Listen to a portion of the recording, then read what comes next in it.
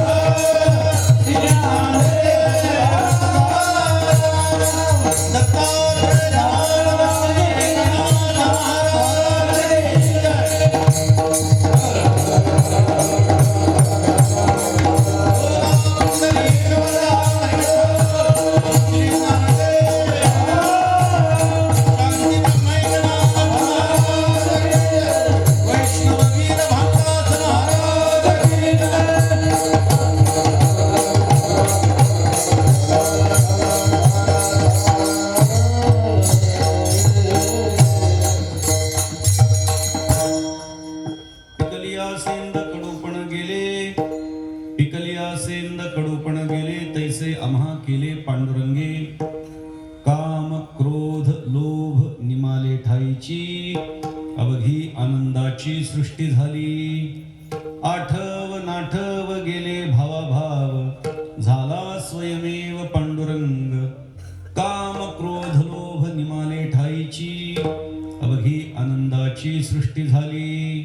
तुका म्हणे भाग्य या नावे म्हणिजे, तुका म्हणे भाग्य या नावे म्हणिजे. संसारी जन्मी जे याची लागी काम क्रोध लोभ निमाले ठाईची अवघी आनंदाची सृष्टी झाली. विठ्ठल विठ्ठल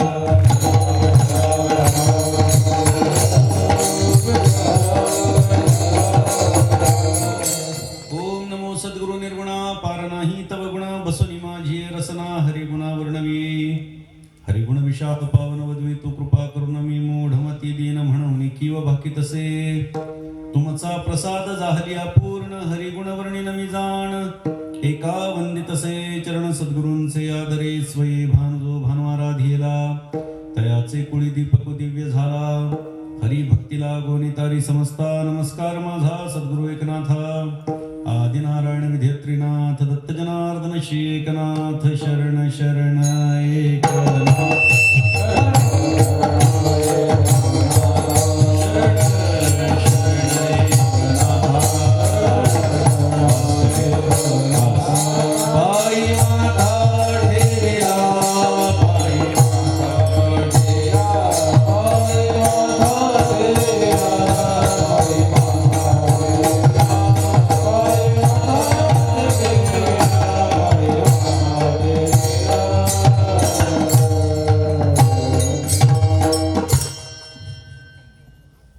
जगद्गुरु संत श्रेष्ठ तुकाराम महाराजांचा अभंग आज सेवेकरता निवडलेला आहे.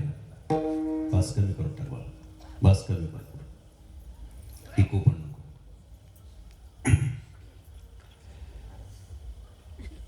आपल्या सांगवी बुद्रुकमध्ये थोडा आवाज मोकळा दबल्यासारखं. भगवान श्री विठ्ठल रुक्मिणीच्या मूर्तीच्या प्राणप्रतिष्ठेच्या निमित्तानं वैकुंठवासी हरिभक्तीपरायण गुरुवर्य श्री नथुसिंग बाबा राजपूत यांच्या दौरा मंडळाच्या वतीनं आणि ग्रामस्थांच्या मदतीनं पुढाकारानं भव्य दिव्य अशा अखंड हरिनाम सप्ताहाचं आयोजन हे करण्यात आलेलं आहे. आणि पहिल्या दिवसाची कीर्तन सेवा ही माझ्या वाट्याला आलेली आहे. पहिला दिवस आहे, उशिरा सुरुवात झालेली आहे याची कल्पना आहे. आपल्या हातामध्ये तसं बघितलं तर फक्त 15 मिनिटं शिल्लक आहेत. 9:30च्या आधी कीर्तन सुरू झालंय. 15 मिनिटांमध्ये सुरुवातीचा पाऊण तास उरकलेला आहे. त्यामुळे बोलायला जर बघितलं तर 1 तास आपल्याला शिल्लक आहे. पण काळजी करायचं काय कारण नाहीये, कारण खटवांग राजाला सुद्धा 1 तास शिल्लक राहिलेला होता. 1 तास उरला खटवांग, अरे वा पाठ. 1 तास उरला खटवांगरायासी भाग्यदशा कैसी प्राप्त झाली. 1 तासामध्ये त्याचं जीवन बदलून गेलं. हा तुकाराम महाराजांचा जो अभंग आहे याचं जर आपण चिंतन केलं तर तीच अवस्था आपली होण्याची शक्यता आहे. कारण संतांच्या शब्दामध्ये एवढं वजन आहे. खर तर काही जणांच्या मनामध्ये प्रश्न निर्माण झाला असेल, पत्रिकेमध्ये तर एकनाथ महाराजांचे वंशज दिले, तुकाराम महाराजांचा अभंग कसा घेतला. काही जणांना वाटलं असेल कसं काय तुकाराम महाराजांचं काय कारण आहे. असा प्रश्न पडण्याचं काहीच कारण नाही. असं काही नाही आहे की एकनाथ महाराजांचे वंशज आहेत म्हणून फक्त एकनाथ महाराजांचे अभंग घ्यायचे आणि तुकाराम महाराजांचे वंशज आहेत म्हणून फक्त तुकाराम महाराजांचा अभंग घ्यायचा, असं काही नाहीये. आम्ही जर तुकाराम महाराजांची घेऊ शकतो तर ते सुद्धा नाथ महाराजांची घेऊ शकतात. हा व्यापकपणा, ही व्यापकता ही आपल्यामध्ये असणं गरजेचं आहे. मी एखाद्या वंशामध्ये जन्माला आलो म्हणजे फक्त तेच महत्वाचं असतं किंवा तेच म्हटलं पाहिजे असं काही नाहीये. सगळ्या संतांचं, परंतु हे फक्त आमच्या पुरतं मर्यादित असावं असं पण नाहीये. नाहीतर योगीराज महाराज नाथ महाराजांचे वंशज आहेत आणि ते तुकाराम महाराजांचा अभंग घेतात, मग बाकीच्यांनी सुद्धा एकनाथ महाराजांचा अभंग घेतला पाहिजे अशी अपेक्षा आहे. आणि त्या अपेक्षेपुढे अर्थात आपण अपेक्षा व्यक्त करायची नाही, आपण आपली सेवा रुजू करायची असते. कोणाला करायचा असो, कोणाला कुठला अभंग घ्यायचा हा ज्याचा त्याचा प्रश्न आहे. परंतु तरी सुद्धा मला ही संतांची व्यापकता आपल्याला सांगायची, संतांच्या विचाराची व्यापकता, वारकरी संप्रदायाच्या विचाराची व्यापकता आपल्याला सांगायची. आणि म्हणून तुकाराम महाराजांचा अभंग आज सेवेकरता निवडलेला आहे. नाही तर दुसरं काहीही कारण नाही. पहिला दिवस हा भगवंताचं वर्णन करणारा असावा. मग त्याच्या रूपाचं वर्णन असो, त्याच्या गुणाचं वर्णन असो, त्याच्या स्वभावाचं वर्णन असो किंवा त्याच्या एकंदरीत सगळ्या स्वरूपाचं वर्णन असो.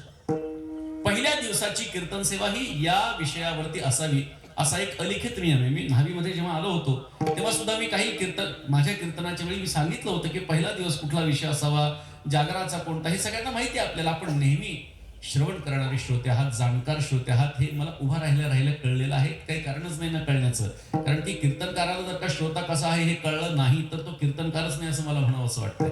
म्हणून या कार्यक्रमाच्या संयोजकांनी मला फोन केला, श्री हरी अत्तरदे यांनी या कार्यक्रमाच्या साठी म्हणून मला फोन केला आणि आज आपल्या सर्वांच्या सेवेसाठी उपस्थित झालेलो आहे. इथे या परिसरामध्ये जी कोणी मंडळी वारकरी संप्रदायाचं कार्य मोठं नेटाने चालवतात ती सगळी मंडळी या ठिकाणी बसलेली आहेत. मला कल्पना आहे की आपल्या पैठणच्या मागच्या वर्षीच्या कार्यक्रमामध्ये आपल्या परिसरातून खूप महिला मंडळी उपस्थित होत्या. मी आता काही लोकांना आता चेहऱ्याने सुद्धा ओळखू लागलेलो आहे. अशा पद्धतीने आपण सर्वजण, आणि आता सुद्धा दत्त जयंतीला सुद्धा या परिसरातली काही मंडळी त्या ठिकाणी आलेली होती आणि एकनाथ महाराजांच्या चरित्राचं पारायण आपण सर्वांनी केलं. व याच बरोबरीनं ही सगळी वारकरी संप्रदायातली टाळकरी मंडळी म्हणा, महाराज मंडळी म्हणा उपस्थित आहेत. आपण सर्वजण वारकरी संप्रदायाचं कार्य करणारी मंडळी आहेत. आमचे नरुभाऊ आहेत नारखेडे, भरपूर वर्षांपासून आमचा त्यांचा परिचय आणि खूप वारकरी संप्रदायाच्या संबंधानं सेवा त्यांची चालू असते. त्यांचे बंधू आहेत, नंतर आमचे महाराज आहेत, नंतर आमचे कुलकर्णी गुरुजी आहेत, आमचे जावळे सर आहेत, त्यानंतर आमचे महाराज आहेत. त्यांना तर आम्ही संस्थेमध्ये असल्यापासून आम्ही जेव्हा काकड्याला जायचो संस्थेच्या सप्ताहाच्या काकड्यामध्ये, त्यावेळी महाराज त्यावेळी मृदंगाचार्य म्हणून खूप सुंदर वादन करायचे आणि आपण सर्वजण, आपण महाराज, आपण पण आहात, आपण सर्वजण मोठ्या श्रद्धेनं हा कार्यक्रम करत आहात. आणि म्हणून या पहिल्या दिवशी तुकोबारायांचा अभंग सेवेकरता निवडलेला आहे. या अभंगामधून तुकोबारायांनी भगवंताच्या कृपेमुळे माझी जी अवस्था झाली त्या अवस्थेचं वर्णन या अभंगामध्ये केलं आहे. विठ्ठल विठ्ठल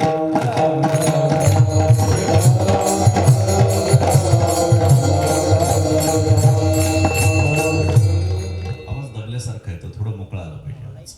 हा, व्होल्टेजचा प्रॉब्लेम आहे. मॉनिटर तरी दे ना, थोडं मला कळालं पाहिजे की बाहेर कसा आवाज होतो. परमार्थ करत असताना, हा ठीक आहे,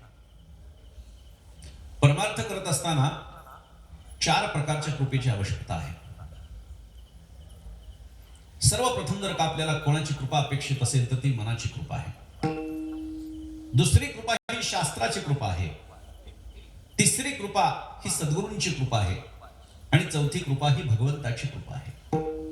या 4 कृपा जोपर्यंत होत नाही तोपर्यंत माणूस परमार्थामध्ये अग्रेसर राहू शकत नाही, पुढे जाऊ शकत नाही. 4 कृपा आवश्यक आहेत. मनाची कृपा सर्वप्रथम आवश्यक आहे, कारण आपलं मनच ठरवत असतं की आपण काय करणार आहोत. मन एव मनुष्याणाम कारणं बंध मोक्षयोः.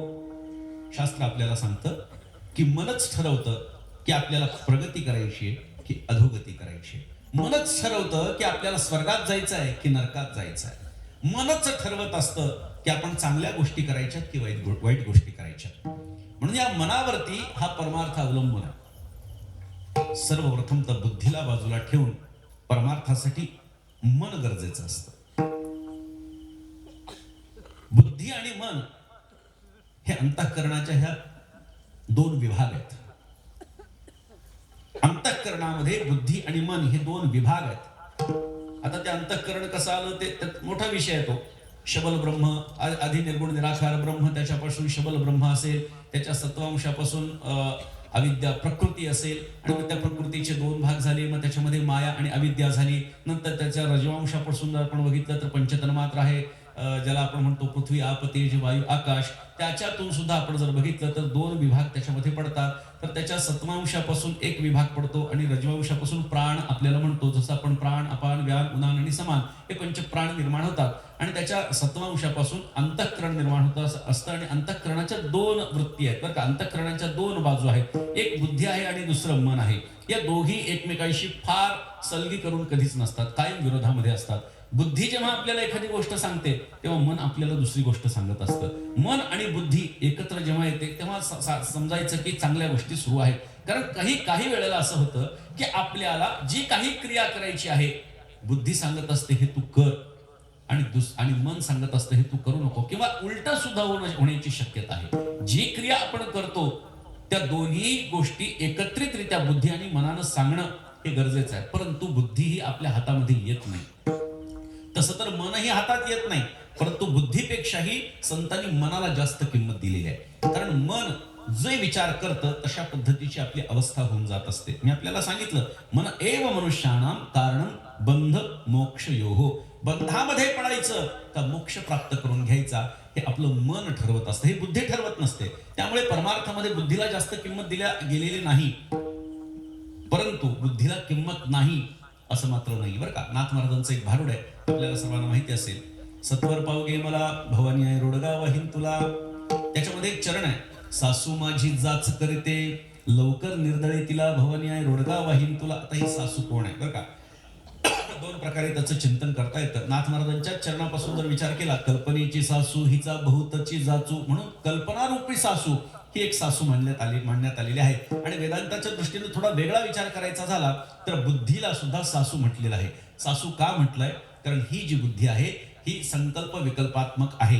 ती आपल्याला कधीतरी असं आणि कधीतरी तसं, म्हणजे हे सांगण्याचं तात्पर्य काय आहे, याच्या त्या भारुडामध्ये घरातली जी धाकटी सून आहे, ती सून म्हणजे भक्त, आणि तिला काहीतरी प्राप्त करून घ्यायचंय. काय प्राप्त करायचंय तर तिला परमात्म्याची प्राप्ती करून घ्यायची आहे. मी ब्रह्म आहे या अवस्थेप्रत तिला पोचायचं आहे. मग या अवस्थेप्रत जर तिला पोचायचं असेल तर तिला परमार्थाला बाधक असणाऱ्या अनेक गोष्टींचा त्याग करायला सांगितलेला आहे. तर सासरा कोण आहे, तर अहंकार रूपी सासरा जो देहात्म पदार्थाच्या गावाला गेलेला आहे त्याचा तिकडेच निराश करून टाक असं नाथ महाराज सांगतात. सासरा माझा गावी गेला तिकडेच खपवे त्याला भवानी आहे रोडगा वाहीन तुला.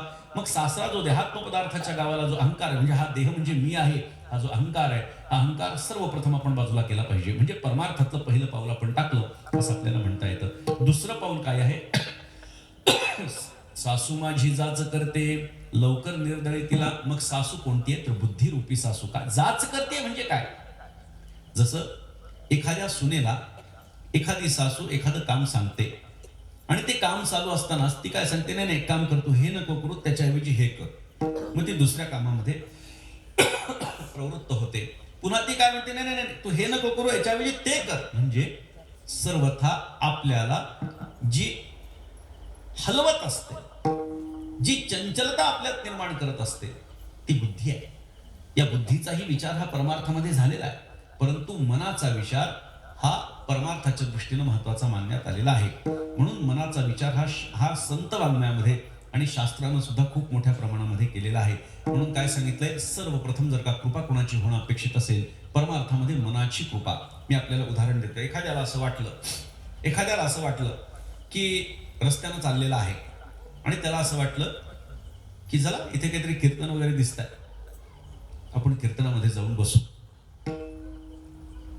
हे मन त्याला सांगतंय, पण बुद्धी त्याला त्याच वेळी काय सांगतेय, अरे आता घरी चल, आता घरी नाही गेला झोपायला उशीर होईल, सकाळी तुला गावाला निघायचं, इथं नको जाऊ घरी चल.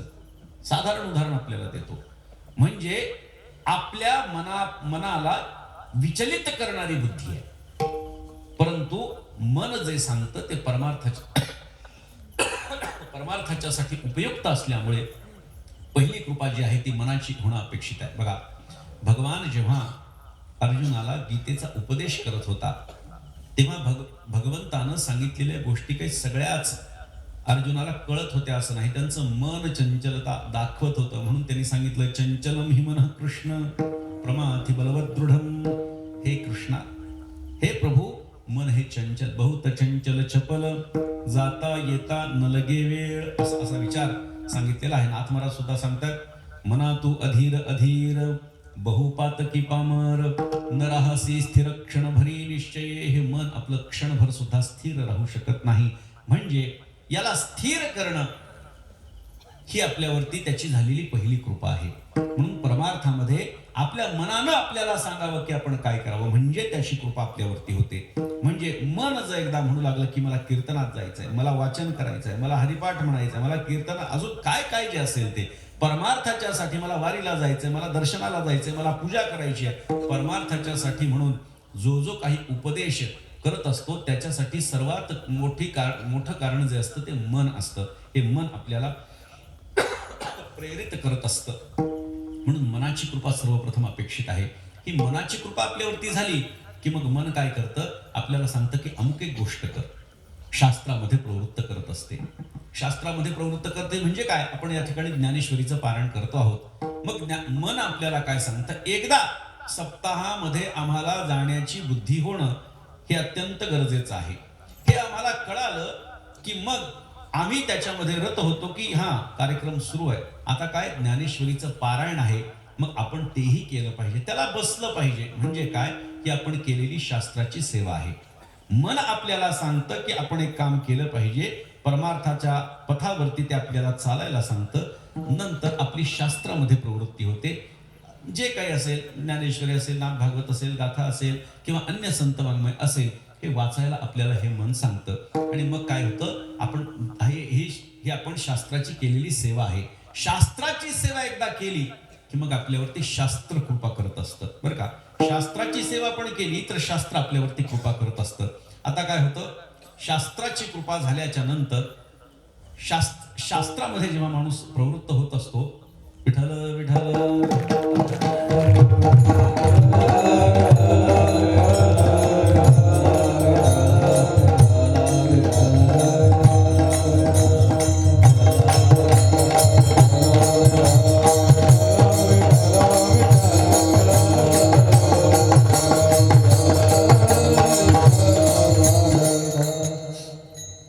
मनाची कृपा अपेक्षित आहे. मनाची कृपा झाल्यानंतर माणसाची शास्त्रामध्ये प्रवृत्ती होत असते.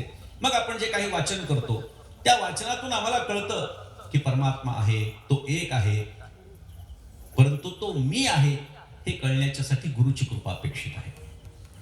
सगळ्या संतांनी सद्गुरूंची शरणागती प्राप्त केलेली आहे, बरं का. नाथ महाराजांनी सांगितले, सद्गुरूसी शरण जाय त्यासी ब्रह्मप्राप्ती होय, न लगे आणिक उपाय धरी सद्गुरूंचे पाय, सद्गुरूंचे चरण तीर्थ मस्तकी वंदावे पवित्र एका जनार्दनी, सद्गुरु हाची भवसिंधूचा तारो. या भवसिंधूतून तरण्याच्यासाठी म्हणून सद्गुरूंची कृपा आपल्यावरती अपेक्षित आहे. आणि ही सद्गुरूंची कृपा होणं काही साधी गोष्ट नाहीये. साधक व्हावं लागतं. मग तो साधक विचार करतो, काय मी उद्धार पावेन, काय कृपा करील नारायण, ऐसे तुम्ही सांगा संत जन, करा समाधान चित्त माझे, काय हे खंडईल कर्म, पारुषतील धर्माधर्म, कासे आणि कळेल हे वर्म. अशा प्रकारची अंतःकरणामध्ये तळमळ निर्माण झाल्याच्या नंतर मग आपल्याला सद्गुरू भेट देत असतात. सद्गुरूची गरज काय आहे, परमार्थामध्ये सद्गुरू किती महत्वाचा आहे. नाथ महाराजांचा एक फार सुंदर अभंग आहे, आपल्या सर्वांना माहिती आहे. वारकरी संप्रदायाचा महामंत्र काय आहे, बोला, रामकृष्ण हरी. उघडा मंत्र सांगितलेला आहे. नाथ महाराजांची भूमिका थोडीशी वेगळी आहे. नाथ महाराज सांगतात, एखादा मंत्र आपल्याला माहिती आहे आणि तो मंत्र आपण म्हणत असो, याचा अर्थ तो मंत्र फलीभूत होईल असं नाही. नाथ महाराजांची भूमिका थोडी वेगळी आहे बघा. नाथ महाराज म्हणतात की गुरुमुखे घेता तो निर्दोष, वाक्य ऐका, गुरुमुखे घेता तो निर्दोष, येरवी आयास पडे कष्ट, रामकृष्ण हरी मंत्र हा सोपा, उच्चारिता खेपा खंडे कर्म. रामकृष्ण हरी हा सोपा मंत्र आहे. उच्चारल्याच्या नंतर आपल्या कर्माचं खंडन होणार आहे, आपले कर्म खंडित होणार आहेत. परंतु हा जो मंत्र आहे हा कुठून तरी आम्ही ऐकला, कीर्तनकारांनी कीर्तनात सांगितला, कथाकाराने कथेमध्ये सांगितला, कुठेतरी आम्ही वाचला म्हणून आम्ही तो घेऊ लागलो, तर चित्तशुद्धी हे त्याचं फल आहे, मान्य आहे.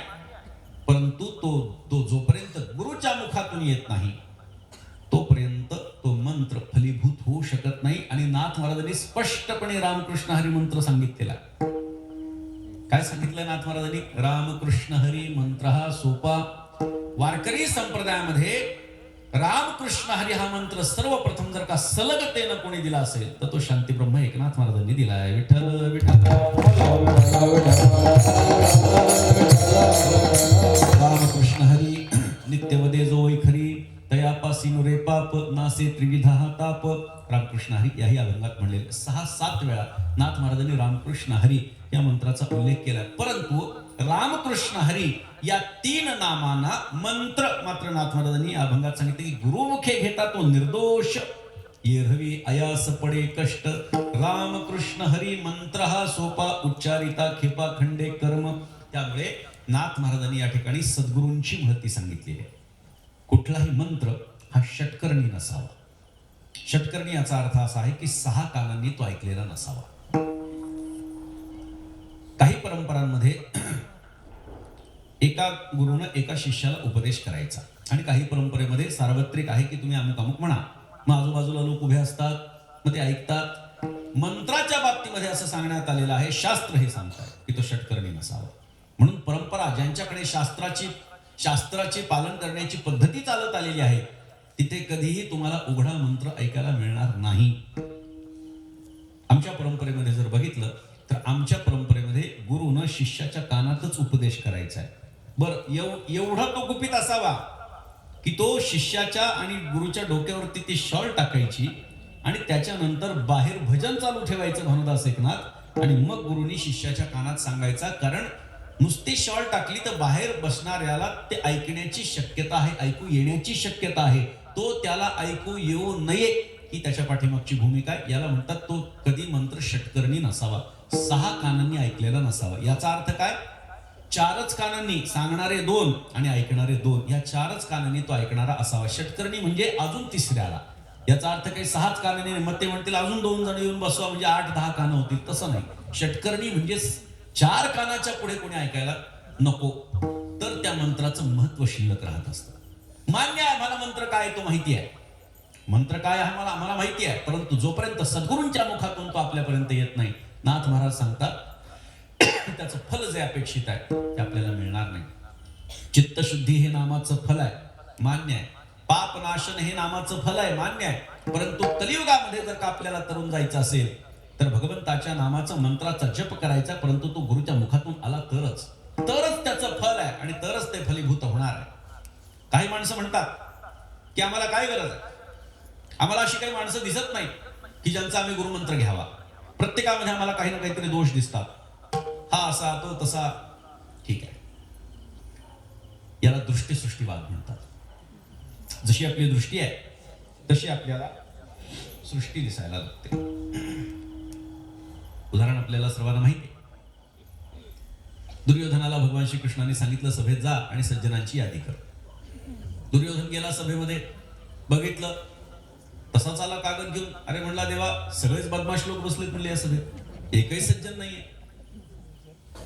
देवानी सांगितलं हो का, बरं धर्मराज इथं सगळेच बदमाश बसलेत असं दुर्योधनाचं म्हणणं. ठीक आहे, त्या बदमाशांची तर यादी घेऊन ये.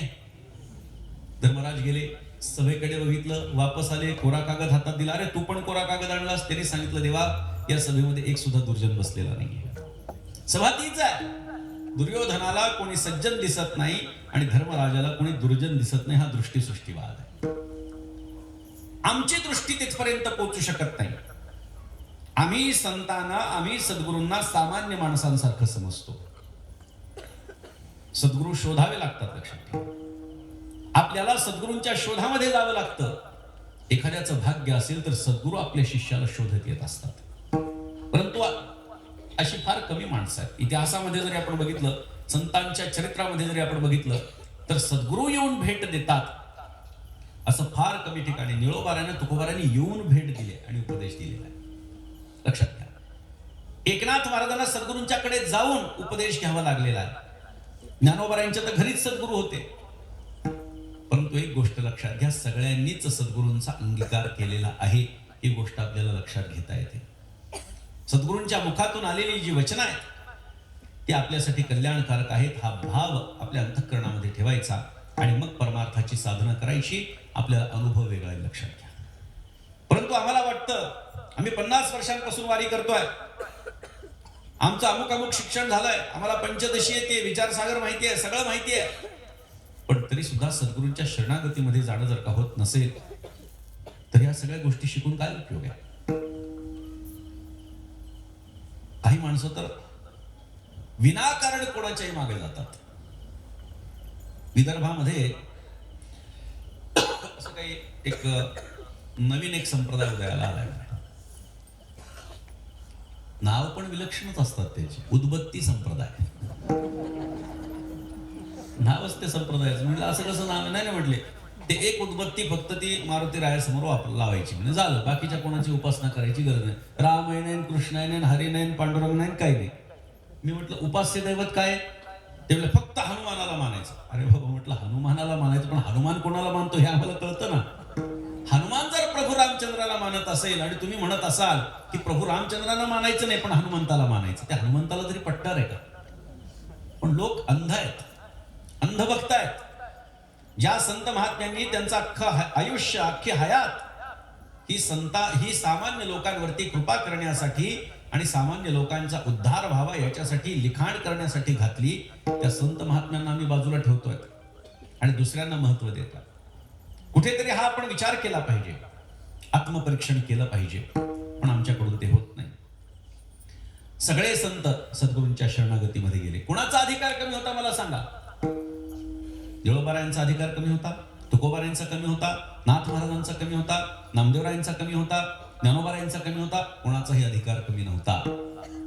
तरी सुद्धा जी परंपरा आपल्याकडे चालत आलेली आहे, सद्गुरूंची शरणागती, सद्गुरूंचा अनुग्रह आणि त्यांची कृपा प्राप्त करणं, हे सगळ्या संतांनी केलं. मग एवढे विद्वान जर का संतांच्या सद्गुरूंच्या शरणागतीमध्ये जात असतील तर आपण कोण आहे त्याचा विचार कधीतरी केला पाहिजे. आपण काय करतो आहोत? आम्हाला शास्त्रांनी सांगितलंय, संतांनी त्यांच्या आचरणातून आम्हाला दाखवून दिलेलं आहे की काय करायचं आणि काय करायचं नाही, आणि तरी सुद्धा आम्ही जर का त्यांच्यापासून काही बोध घेत नसू तर हे सगळं ऐकणं व्यर्थ आहे. लक्षात ठेवा. हा नुसता काळ सारावा चिंतन याच्यासाठी म्हणून चला बसा नुसतं काहीतरी चांगलं ऐकायला मिळतंय, उपयोग नाही आहे. परमार्थामध्ये अशी एखादी व्यक्ती असावी की जिचं आपण कायम मार्गदर्शन घ्यावं. ते सद्गुरू आहेत. गुरु अनेक मिळतील, सद्गुरू एक असतो. गुरु अनेक असतील. भगवान दत्तात्रयांना आपण गुरुदेव दत्त म्हणतो, पण त्या दत्तात्रयांनी किती 24 गुरु केले. 24. पृथ्वी वायुराकाश मापोग्निश्चंद्रमा रविः कपोतो जोगर सिंधू पतंगो मधुकृत गजः मधुहा हरिणो मीनः पिंगला कुरुर्भकः कुमारी शरकृत सर्पः उर्णनाभी सुपेशकृत. 24 गुरु केलेले आहेत भगवान दत्तात्रयांनी. पण सद्गुरू मात्र एकच आहे, आपले वडील अत्रि ऋषी. ज्या परंपरेतून आम्ही आलेलो आहोत, ज्या गुरु परंपरा जी आम्हाला प्राप्त झालेली आहे, ती गुरु परंपरा भगवान दत्तात्रयांची. आदिनारायण साराचे ते सार, केला उपकार ब्रह्मदेवा, ब्रह्मयाने बोध अत्रिसी पै केला, तो शेषला धला दत्तात्रय. दत्तात्रय कृपा केली जनार्दनी, एका जनार्दनी परिपूर्ण. एकनाथ महाराजांची गुरु परंपरा आहे. किंवा आदिनाथ उमा बीज प्रकटले ज्ञानोबारांची गुरु परंपरा आहे. या परंपरेमध्ये भेद उपभेद आपल्याला पाहायला मिळतील, परंतु वारकरी संप्रदायासाठी 2 महत्वाच्या परंपरा चालत आलेल्या आहेत. एक आदिनाथापासून आणि दुसरी आदिनारायणापासून. आदिनाथापासूनची जी परंपरा आहे ती ज्ञानोबारायांची आहे. आदिनारायणापासूनची परंपरा जी आहे ती एकनाथ महाराजांच्या पासून आहे. आता काही जण म्हणतील मग तुकोबारायांचा चैतन्य संप्रदाय किंवा नाथ महाराजांचा आनंद संप्रदाय, या सगळ्या हे सगळे उपसंप्रदाय आहेत. आणि हा लोकांमध्ये तयार झालेला एक भ्रम आहे. नाथ महाराजांचा आनंद संप्रदाय नाहीये. आनंद सांप्रदायिक लोक एकनाथ महाराजांना मानतात, याचा अर्थ काही एकनाथ महाराज आनंद संप्रदाय नाहीये. भगवान दत्तात्रयांची उपासना करणारा प्रत्येक संप्रदाय हा आनंद संप्रदाय नाहीये.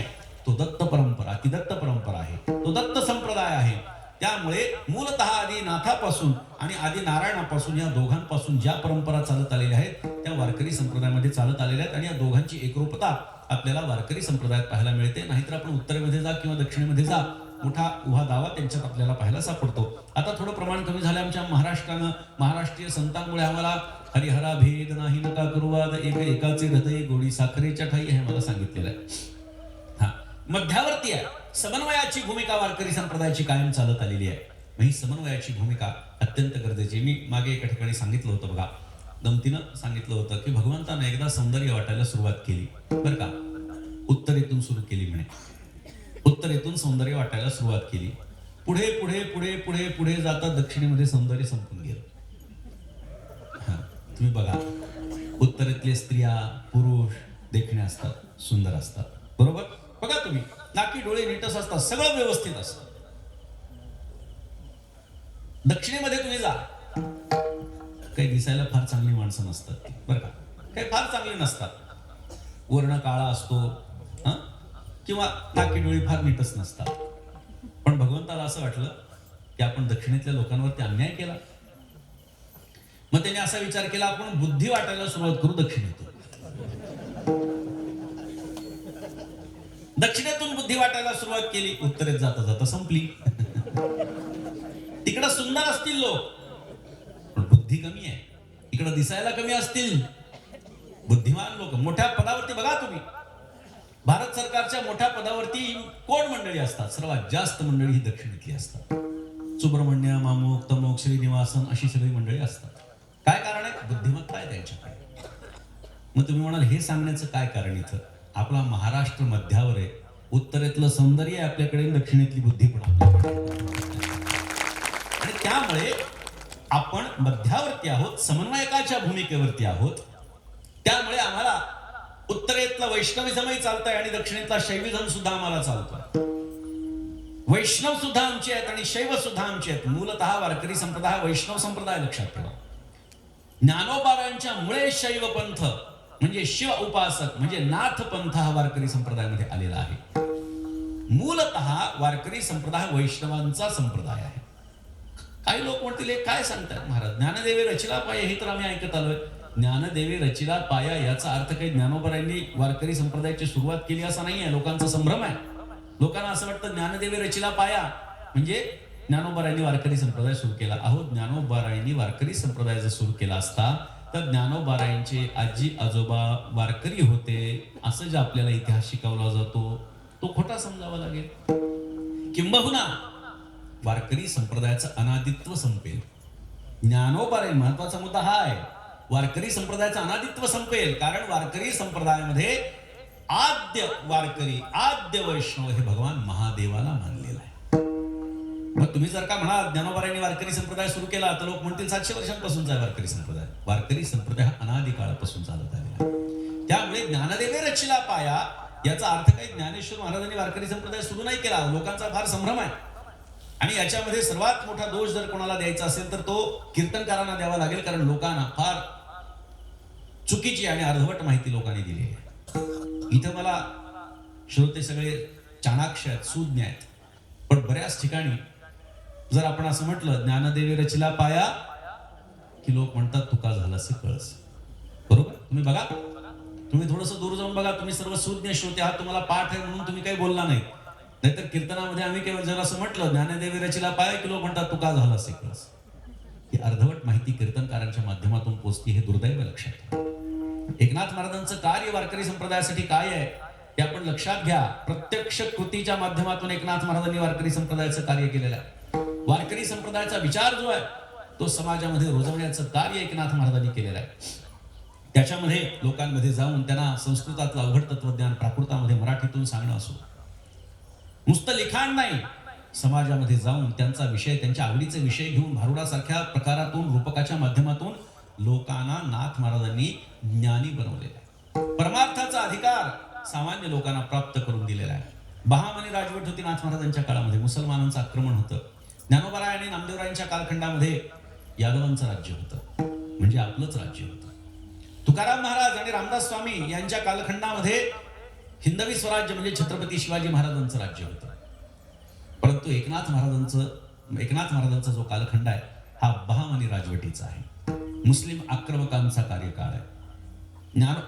नामदेवराय समाधिस्थ झाल्यापासून ते तुकाराम महाराजांचा अवतार होईपर्यंत जर कुठले 2 साधू वारकरी संप्रदायासाठी महत्वाचे असतील तर ते भानुदास महाराज, वैष्णववीर भानुदास महाराज की ज्यांनी पांडुरंगाची मूर्ती पुन्हा पंढरपुरामध्ये आणली आणि त्यांच्या हस्ते पुनर्स्थापना झाली, ते एक, आणि त्यांचे पंतू शांती ब्रह्म एकनाथ महाराज, या दोघांनी वारकरी संप्रदाय टिकवून ठेवला.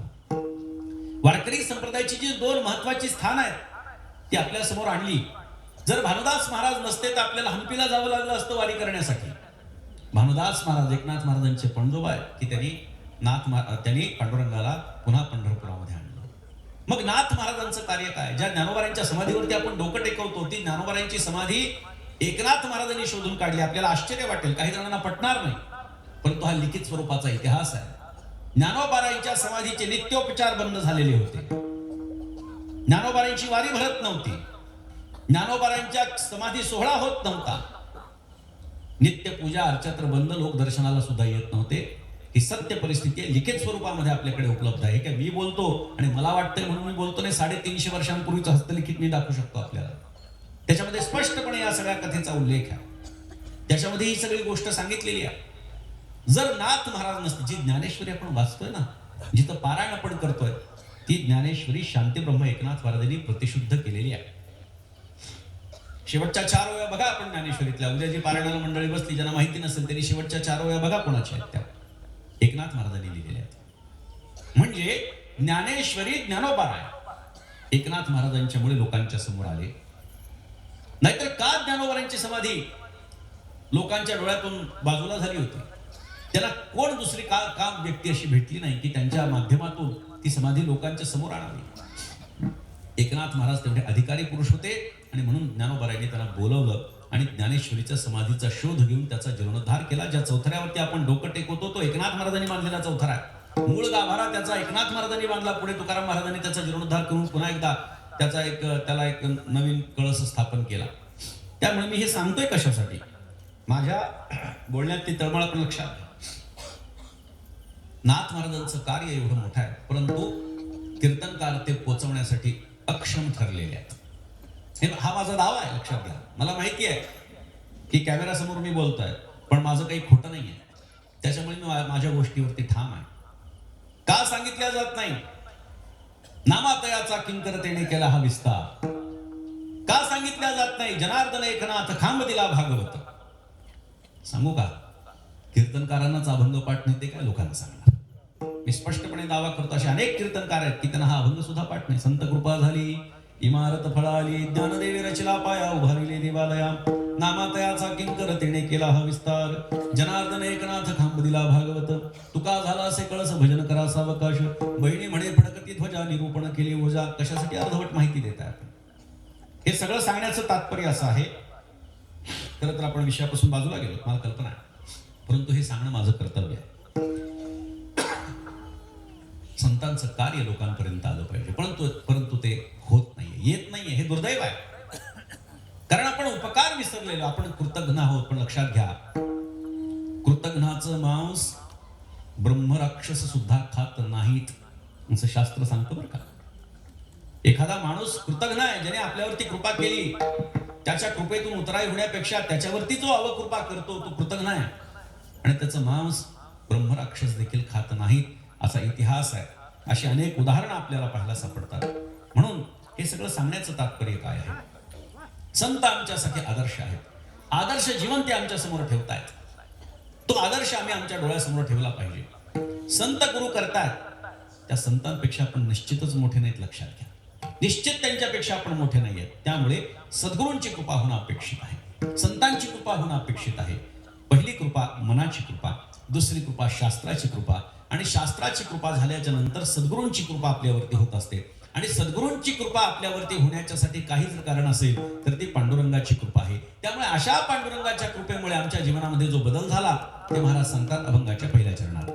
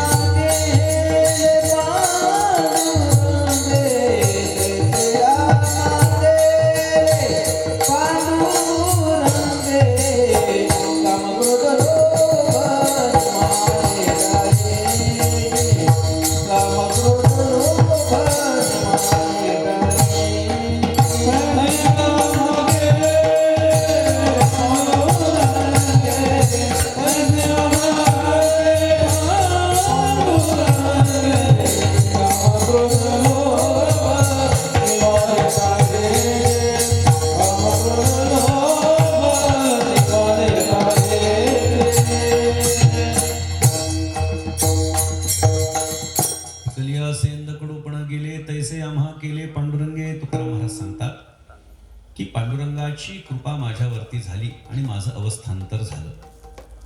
ज्याप्रमाणे सेंदाट एक फळ असतं, त्याच्या कच्चेपणामध्ये काही अवस्था असतात, पिकल्यानंतर काही अवस्था असतात.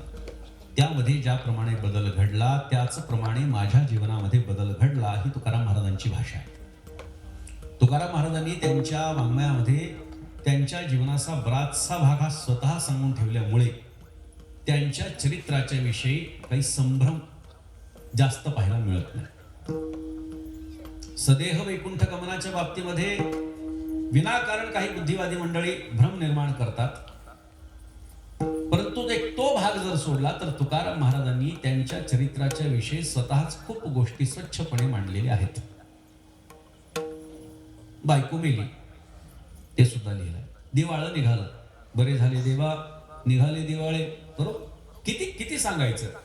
त्या वह्या हिशोबाच्या वह्या इंद्रायणीच्या डोहात बुडवून टाकल्या. त्यामुळे सगळ्या समाजाच्या साठी हे भांडार एक प्रकारे तुकाराम महाराजांनी खुलं करून दिलं. तुकाराम महाराजांना त्रास झाला, कोणीतरी त्यांच्या अंगावरती उकळतं पाणी फेकलं. तुकाराम महाराजांनी तेही लिहिलं. जळे माझी काया लागला उणावा धावरे केशवा माया बापा पेटली ही सकळ कांती रोमावळी, ही त्यांची भाषा आपण पहा. एकनाथी भागवताची 108 पारायण भंडारा डोंगरावरती केली आणि म्हणूनच तुका म्हणे भागवत केले शुद्ध सकळा किंवा काही पाठ केली संतांची उत्तरे, सगळं स्वच्छपणे लिहून ठेवलं. त्यामुळे त्यांच्या चरित्रामध्ये असा काही भाग नाही की ज्याच्यामध्ये संभ्रमावस्था आहे. मी आपल्याला सांगितलं की सदेह वैकुंठ गमनाबद्दलही त्यांनी स्वतः सांगून ठेवलेलं आहे. आम्ही जातो तुम्ही कृपा असू द्यावी, सकळा सांगावी विनंती माझी, वाढ भेळ झाला उभा पांडुरंग वैकुंठा श्रीरंग बोलावितो. बघा पूर्ण अभंग तुम्ही बघा, याच्यातही त्यांनी स्वच्छपणे लिहिलेला आहे. परंतु काही बुद्धिवाद्यांना आपल्यातच संभ्रम निर्माण करायचा म्हणून हे पिल्लू सोडून दिलं, बाकी काही नाही. त्यामुळे तुकाराम महाराजांचं चरित्र हे त्यांनी स्वतः सांगितल्यामुळे, एक आत्मचरित्राचाच भाग त्यांच्याकडे असल्यामुळे बऱ्याचशा गोष्टी स्वच्छ आहेत. तुकाराम महाराजांचं आयुष्य हे आधी वेगळं होतं आणि नंतर त्यांच्या जीवनामध्ये कलाटणी आली, हे ते स्वतः सांगतात. जेव्हा दुष्काळ पडला, त्या दुष्काळाच्या नंतर तुकाराम महाराजांनी आत्मचिंतन केलं आणि परमार्थाकडे ते वळले. घरामध्ये परमार्थ नव्हता असं नाहीये, आपल्याही घरामध्ये परमार्थ असतो, आपण परमार्थ करत आलेलो असतो. पण फक्त परमार्थ करणं आणि परमार्थ करत राहणं याच्यामध्ये भेद. तेही त्यांचा परमार्थ जो परंपरेनं चालत आलेला आहे, कुलधर्म कुलाचार त्यांचा चालूच असेल. परंतु विशेषत्वानं आपण संपूर्ण आपलं आयुष्य भगवतचरणी अर्पण करावं, ही जी भूमिका त्यांच्या मनामध्ये निर्माण झाली, ती जर त्यांच्या वाङ्मयानुसार बघितली तर दुष्काळाच्या नंतर आलेली आहे. त्यामुळे आधी आमची अवस्था वेगळी होती आणि मग आमची अवस्था वेगळी होती, हे म्हणण्यासाठी वाव आहे. त्या शेंगाळ्याच्या काही अवस्था सांगितल्या गेलेल्या आहेत. जुन्या कीर्तनकारांनी सुद्धा याच्यावरती चांगलं चिंतन केलेलंच निश्चितपणे. ते शेंदाळ जे असतं ते कच्चेपणामध्ये टणक असतं, पिकल्यानंतर मऊ होतं. कच्चेपणामध्ये ते कडू असतं आणि पिकल्यानंतर गोड होतं. कच्चेपणामध्ये ते हिरवं असतं आणि पिकल्यानंतर पिवळं होतं. अशा 3 अवस्था त्याच्या सांगितलेल्या आहेत. आधी टणकता होती, आधी कडक होतं, आता ते मऊ झालाय. आमचं अंतःकरण जे आहे ते आधी कठोर होतं, परंतु आता लोण्याच्या गोळ्यासारखं ते मऊ झालंय. मृदू सवाई नवनीत तैसे सज्जनाचे चित्त, सज्जनाचं चित्त हे लोण्याच्या गोळ्याप्रमाणे मऊ असतं. आधी आमचं अंतःकरण कठोर होतं. ज्याप्रमाणे ते शेंदाड टणक होतं, हात लावल्यानंतर दबत नव्हतं, परंतु कालांतरानं त्याच्यामध्ये बदल झाला आणि ते मऊ झालं. आमचं चित्त, आमचं अंतःकरण कठोर होतं. पांडुरंगाची कृपा माझ्यावरती झाली आणि आता अंतःकरण आमचं मऊ झालेलं आहे. आधी ते कडू होतं, नंतर ते गोड झालं. बघा, माणसाला कधीही दुःख आवडत नाही, दुःख माणसाला कधी आवडत नाही आणि हे दुःख त्याला भोगायला प्राप्त होतं ते त्याच्या प्रारब्धामुळे. हे जरी असलं तरी या देहाच्या माध्यमातून ते भोगून संपवावं लागत असतं. आपल्या तोंडाला ज्याप्रमाणे कडूपणा आवडत नाही, तोपर्यंत या देहाला आल्यानंतर आपल्याला दुःख आवडत नाही. आता काय झालं? आता आमच्यामध्ये बदल झाला, रिद्धी सिद्धी झाल्या, कामारी हे अशी अवस्था आमची होऊन गेली. आता कशाचंही दुःख आम्हाला राहिलेलं नाहीये. जी माया सगळ्यांना भ्रमित करून टाकते, ती माया सुद्धा आमच्याकडे शिल्लक राहिलेली नाहीये. दुःख आमच्याकडे शिल्लक राहिलेलं नाही. दुःखरूप जो हिरवेपणा आहे तो आमच्यातनं गेला आणि सुखरूपता आम्हाला प्राप्त झाली. आनंदाचे डोही, आनंद तरंग, आनंदाची अंग, आनंदाचे अशी अवस्था आम्हाला प्राप्त झाली. अवघेची त्रैलोक्य आनंदाचे आरा, अवघेची त्रैलोक्य आनंदाचे आरा, अवघेची त्रैलोक्य आनंदाचे आरा, अवघेची त्रैलोक्य आनंदाचे आरा. चरणी जगन्नाथा चित्त गेले, चरणी जगन्नाथा चित्त गेले, माय जगन्नाथ बाबा जगन्नाथ, माय जगन्नाथ बाबा जगन्नाथ. चरणी जगन्नाथा चित्त गेले, चरणी जगन्नाथा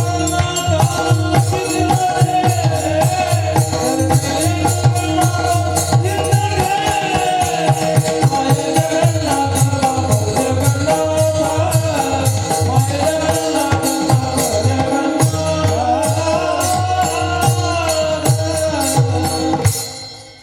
अवघेची त्रैलोक्य आनंदाचे आता, चरणी जगन्नाथा चित्त ठेले. आता आम्हाला त्रैलोक्य आनंदाचं वाटायला लागलेलं आहे. जो दुःखरूपता जी आमच्या जीवामध्ये होते, पांडुरंगाची कृपा झाली आणि आता सुखरूपता आम्हाला प्राप्त झालेली आहे. जो हिरवेपणा आमच्यामध्ये होता तो आता गेला आणि पिवळेपणा आला. कोणता हिरवेपणा होता? पंचक्लेशात्मक हिरवेपणा होता, तो गेला. जीवाच्या पाठीमागे योग दर्शनामध्ये पंचक्लेश सांगितलेले आहेत.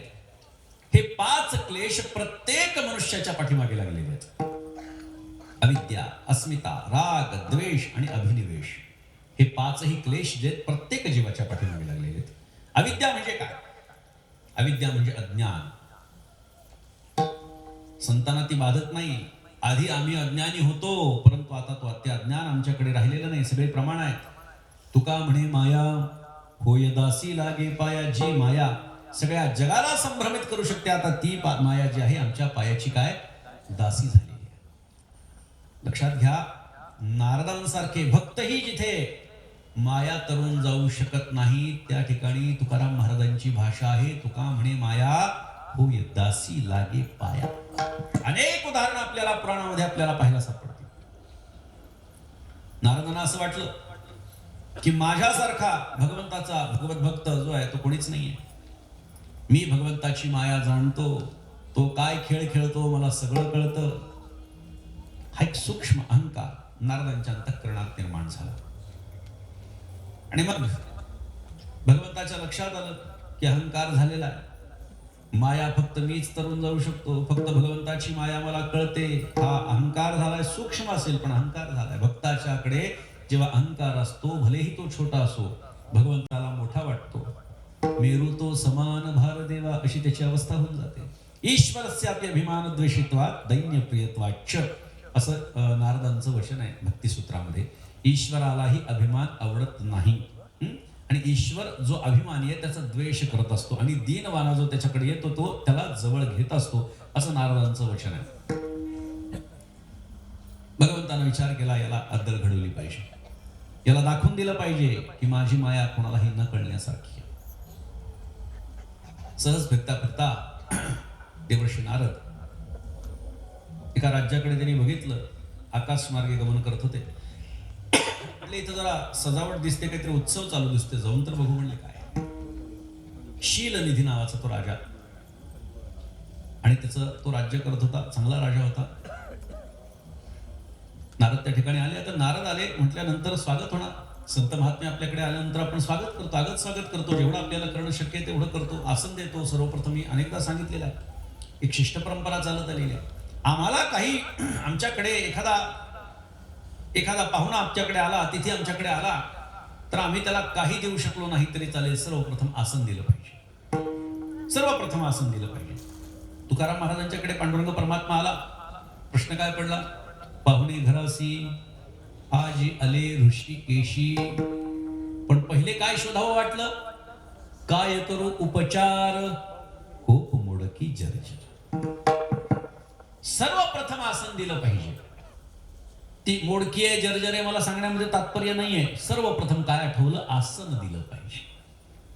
नारदांना आसन दिले. बसा महाराज, वा वा, तुमच्यासारखे महात्मे आमच्याकडे आज आले, काय योग आहे म्हणले. उद्या आमच्याकडे फार मोठा एक संयोग आहे, उत्सव आहे, कार्य आहे आणि तुमच्यासारख्या महात्म्यांचं आगमन झालं, आम्ही फार समाधानी आहोत म्हणले.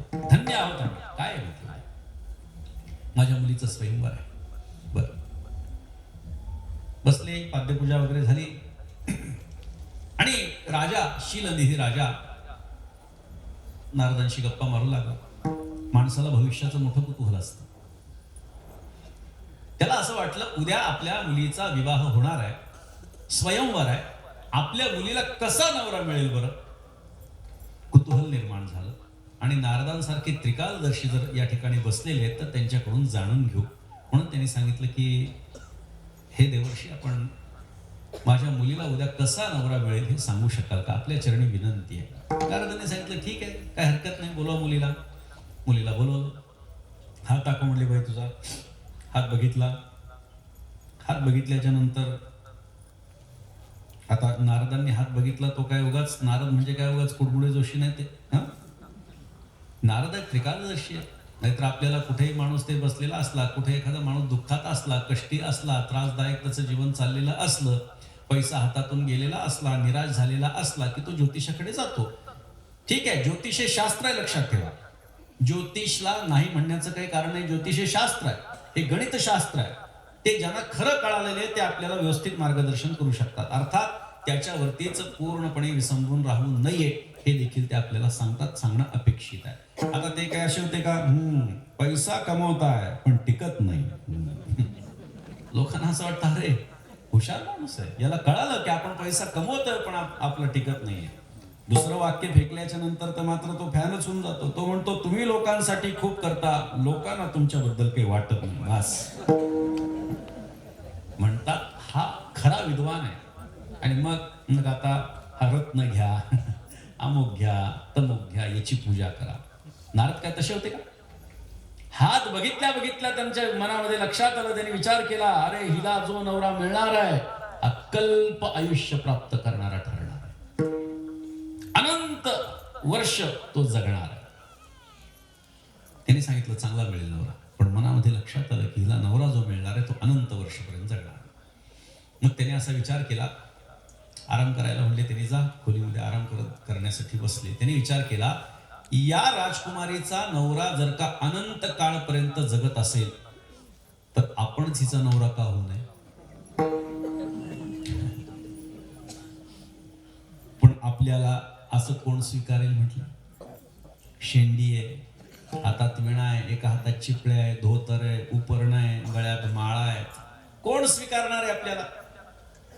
मग आपण असं करू, उद्या जर का सगळे राजकुमार येणारच आहेत तर आपणही एक राजकुमार होऊन तिथे बसू म्हटले. नारदांनी विचार केला, आपणही एखादा राजकुमार होऊ आणि तिथे बसू. पण लोकांना लक्षात येईल. मग काय करायचं, आपण भगवंताकडे जाऊ आणि त्याच्याकडून रूप घेऊन येऊ म्हणले. चांगलं. पण विचार करू लागला तर तिथे जायचं, जाऊन परत यायचं, तोपर्यंत ही हातची जायची म्हणलं. मग काय करायचं, देवालाच इकडे बोल. देवाला बोलवलं, नारायण ये. नारायण प्रगट झालं म्हणले, नारदा बोलवलं. एक मागू का म्हणले, तुला मला मागण्याचा अधिकार. हो हो, तू भक्त आहेस माझा, तू मागू शकतोस म्हणले, काहीही माग, मला हरिरूप कर म्हणले. असं म्हटल्याच्या नंतर देवाने विचारलं कशासाठी. नारदांना माहिती होतं आपण जर उत्तर दिलं की ह्या मुलीशी लग्न करायचं तर विनाकारण तत्वज्ञान झाडत बसेल. मग त्यापेक्षा देवा तुला काय करायचंय, मी मागतोय ना, मला दे. भगवंत हसले, म्हणले तथास्तु. आता इथून भगवंताची माया सुरू झाली. हरी या शब्दाचा संस्कृत मध्ये अर्थ आहे वानर, माकड. पण भगवंताची लीला काय लक्षात घ्या. दुसरा दिवस उजळला, नारद तिथे जाऊन बसले, कारण स्वतःच्या शरीराकडे बघितल्यानंतर त्यांना दिव्य देह वाटू लागला. म्हणजे हरिरूप म्हणजे काय, भगवंताचं रूप आपल्याला प्राप्त झालं हे नारदांना स्वतःला वाटू लागलं.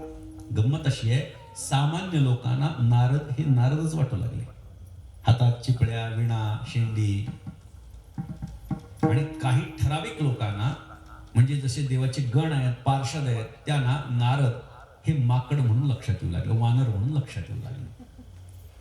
आता सगळे राजे बसलेले, युवराज बसलेले त्या सभेमध्ये आणि नारद एका आसनावर जाऊन बसले. सामान्य माणसं म्हणू लागले, अरे महाराजाला काय करायचं इथं. त्या राजकुमारीच्या विवाहासाठी या महाराजाला काय करायचं? मी नेहमी सांगतो, लोकांचा एक फार गैरसमज असतो की महाराजाला हे काय करायचं ते काय करायचं. बरोबर, जेव्हा मोबाईल आले होते, आम्ही संस्थेत होतो त्यावेळी नुकतेच मोबाईल आले होते. 2000च्या कालखंडात 90 पासून ते काही मोबाईल सुरू झाले. तर एखाद्या महाराजांकडे एखादा छोटासा जरी मोबाईल असला ना, लोक काय म्हणायचे, याला काय करायचं या महाराजाला मोबाईल म्हणायचे ना.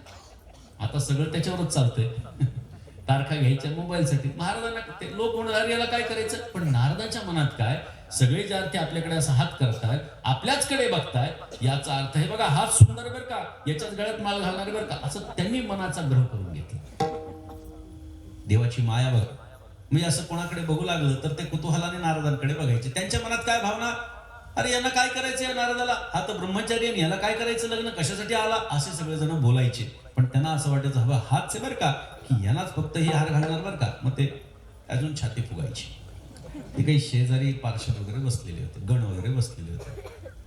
त्यांनी नारदांकडे बघायचं आणि हसायचं. 2-3दा हसल्यानंतर त्यांनी विचारलं, काय झालं. काही नाही म्हटलं, तुमचं रूप बघून हसू आलं.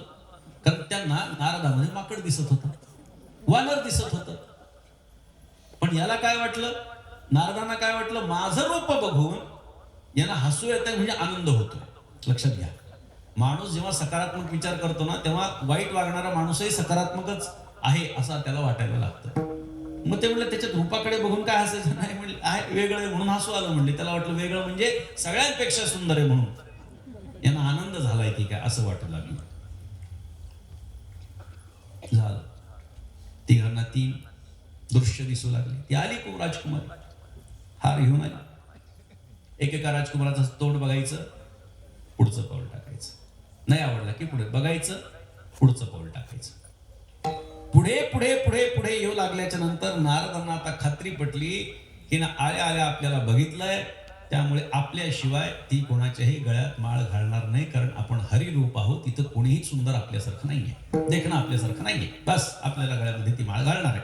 ज्या अर्थी त्या इतक्या लोकांना पार करत करत इथपर्यंत आली आहे, त्या अर्थी माझ्याच गळ्यात. आणि त्या आविर्भावामध्ये नारद उभे. गंमत अशी झाली की बाजूच्या राजकुमाराचं तोंड बघितलं आणि यांच्याकडे न पाहताच ती पुढच्या राजकुमाराकडे गेली. त्यांना आश्चर्य वाटलं, अरे माझ्याकडे नाही बघितलं, कदाचित मला बघितलं नसेल म्हणून त्यांनी आपल्याकडे आकर्षित करण्याचा प्रयत्न केला.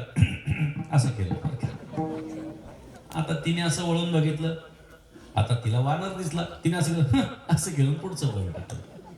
नारदांना वाटलं असं कसं काय झालं, इथं एवढा मी सुंदर आहे, सुकुमार आहे, आणि मला सोडून कसं काय याच्या गळ्यामध्ये. पुढे चालले आणि पुढे कुठल्या तरी एका राजकुमाराच्या गळ्यात हार घातला. वाईट वाटलं, माझ्यासारखा सुंदर कोणी नाही.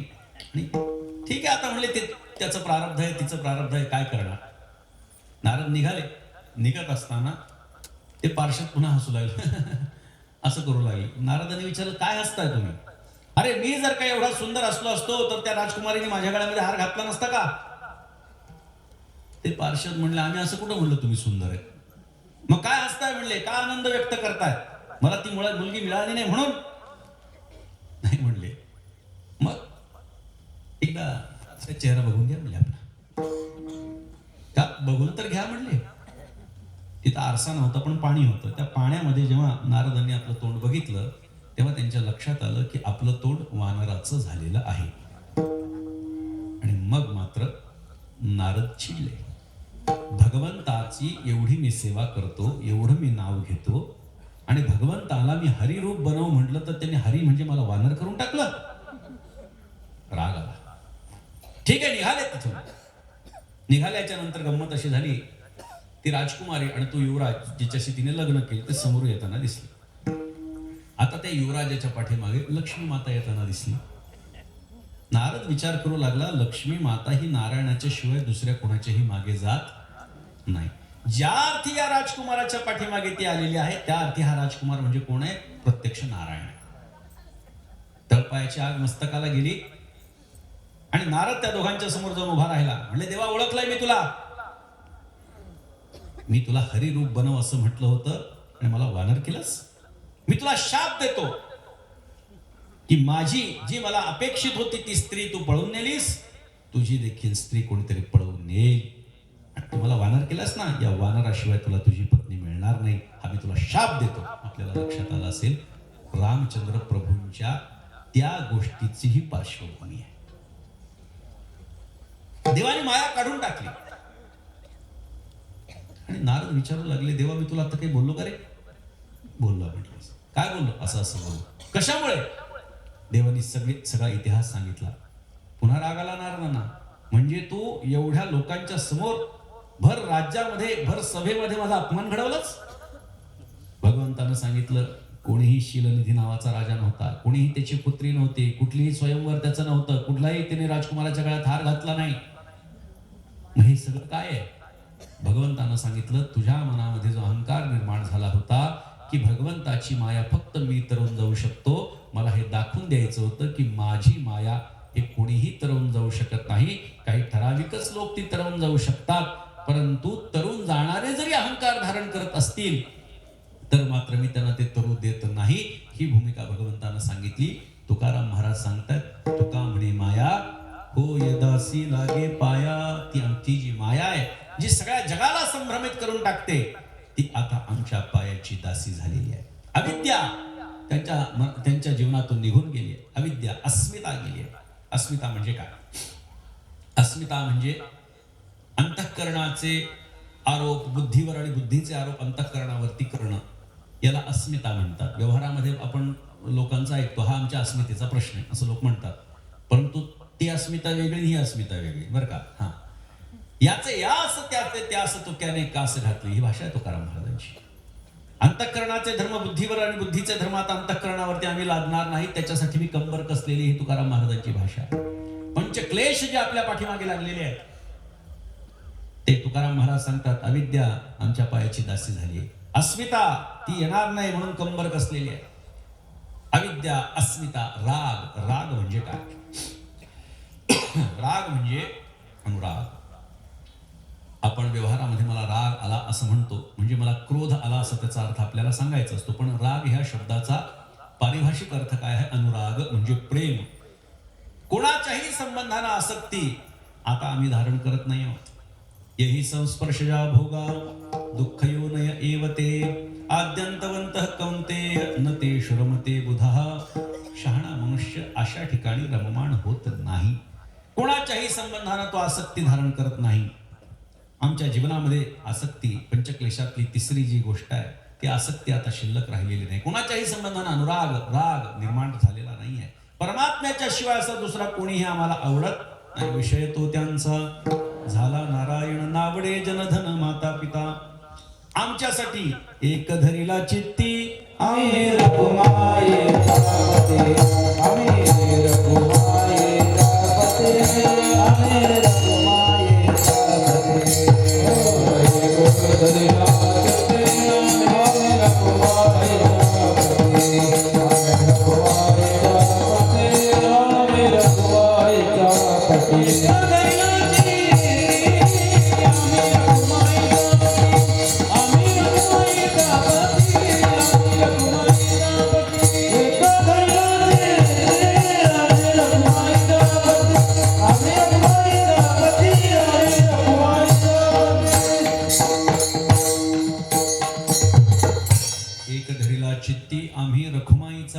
आमच्या डोक्यामध्ये आमच्या मनामध्ये पांडुरंगाच्या शिवाय दुसरं कोणीच नाहीये.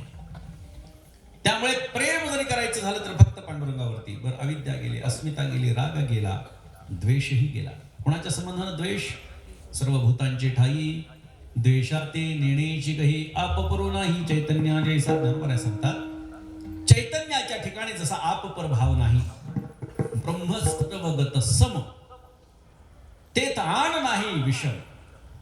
महाराज सांगतात सगळीकडे परमात्मा सम आहे. ही दृष्टी महत्वाची आहे. याच्यातून कोणाच्याही संबंधानं द्वेष निर्माण होत नाही. ज्ञानोबांचं सुंदर ज्ञानोबांची ओवी आहे, आपल्याला सर्वांना माहिती असेल. जो खांडावया घाव घाली का लावणी जयानी केली, दोघा एकची सावली वृक्ष ते जैसा.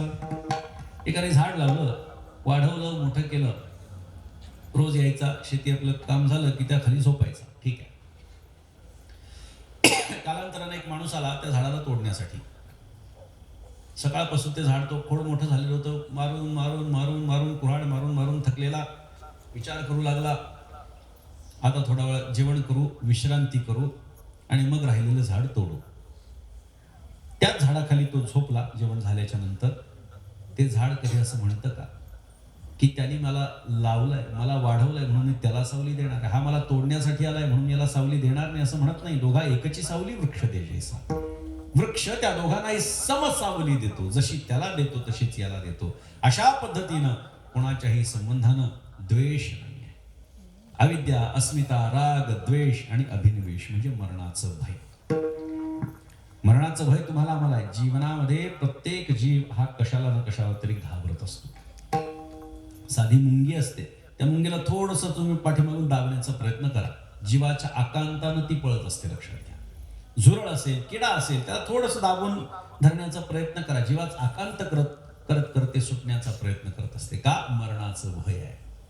प्रत्येक जीवाच्या पाठीमागे मरणाचं भय आहे. आहार निद्रा भय मैथुनंच सामान्यमेतत् पशुभिर्नराणां धर्मो हि तेषां अधिको विशेषो धर्मेण हीनः पशुभिस्तमानाः. किंवा नाथ महाराज म्हणतात, आहार निद्रा भय मैथुन सर्व योनीसी समसमान मनुष्य देहींचे ज्ञान अधिक जाण सर्वासी. आहार निद्रा भय, मला भयाच्या संबंधाने बोलायचं. याच्यामध्ये काय सांगितलं? प्रत्येकाच्या ठिकाणी भय आहे.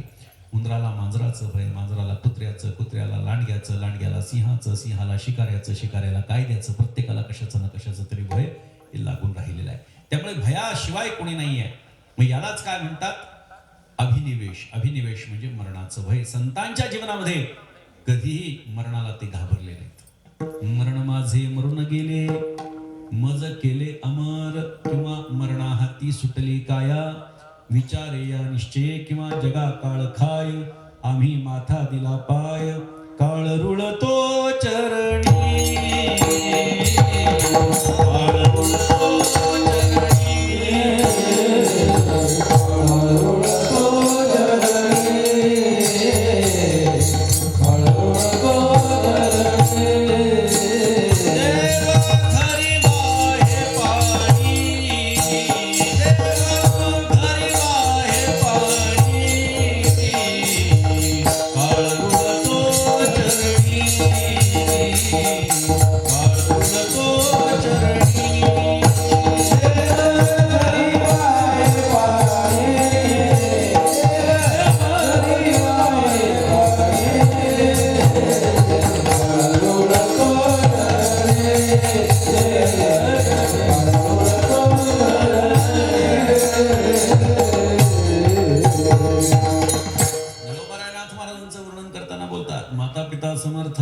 स्वामी माझा एकनाथ, काळ रुळतो चरणी, देव धरी वाहे पाणी.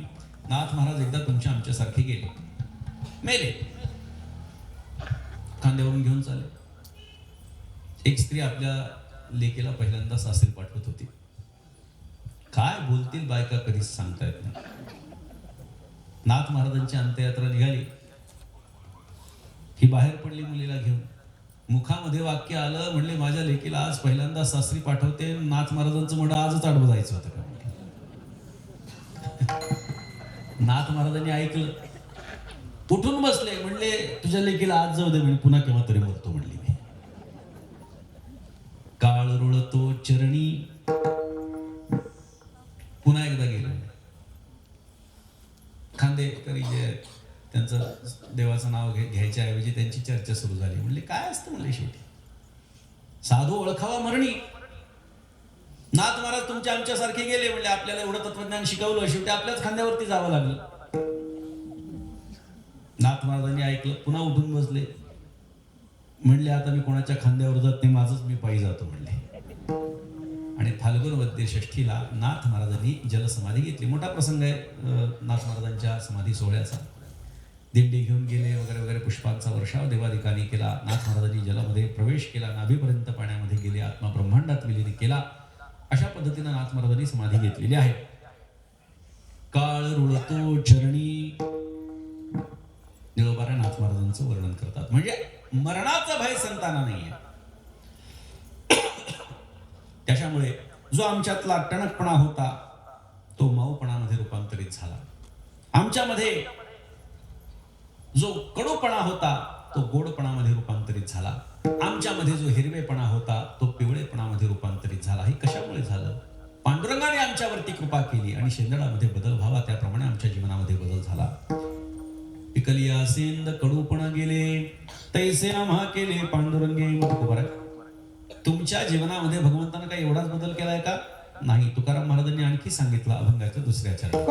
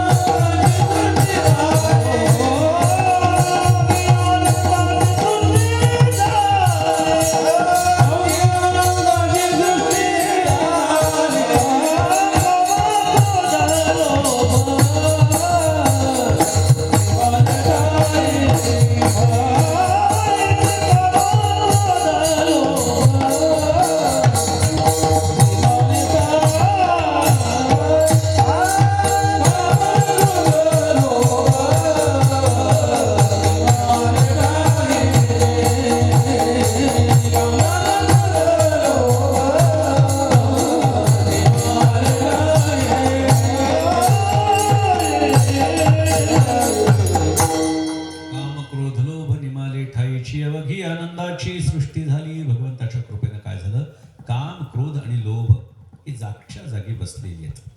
आता ह्या सगळ्या विकारांना ताब्यामध्ये आणण्यासाठी विश्वामित्र सारख्या ऋषींना 60,000 वर्ष तपश्चर्या करावी लागली.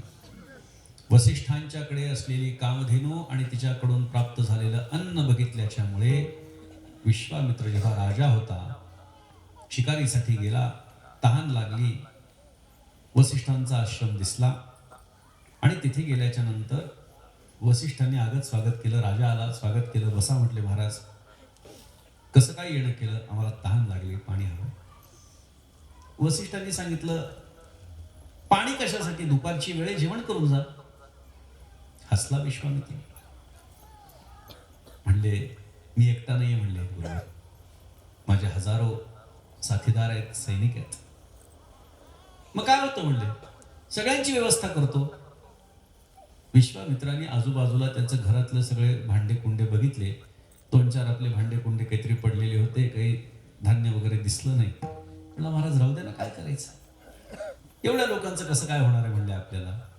तुम्हाला काय करायचं म्हणजे, जेवण करणार का एवढंच सांगा. आता यालाही कुतूहल निर्माण झालं. याच्याकडे काही नसताना हा एवढा मोठ्या आविर्भावात ही व्यक्ती जर बोलतीये तर काहीतरी असेल. त्यांनी सांगितलं, ठीक आहे, करा सोय. त्यांनी सांगितलं, बसा पंक्तीला.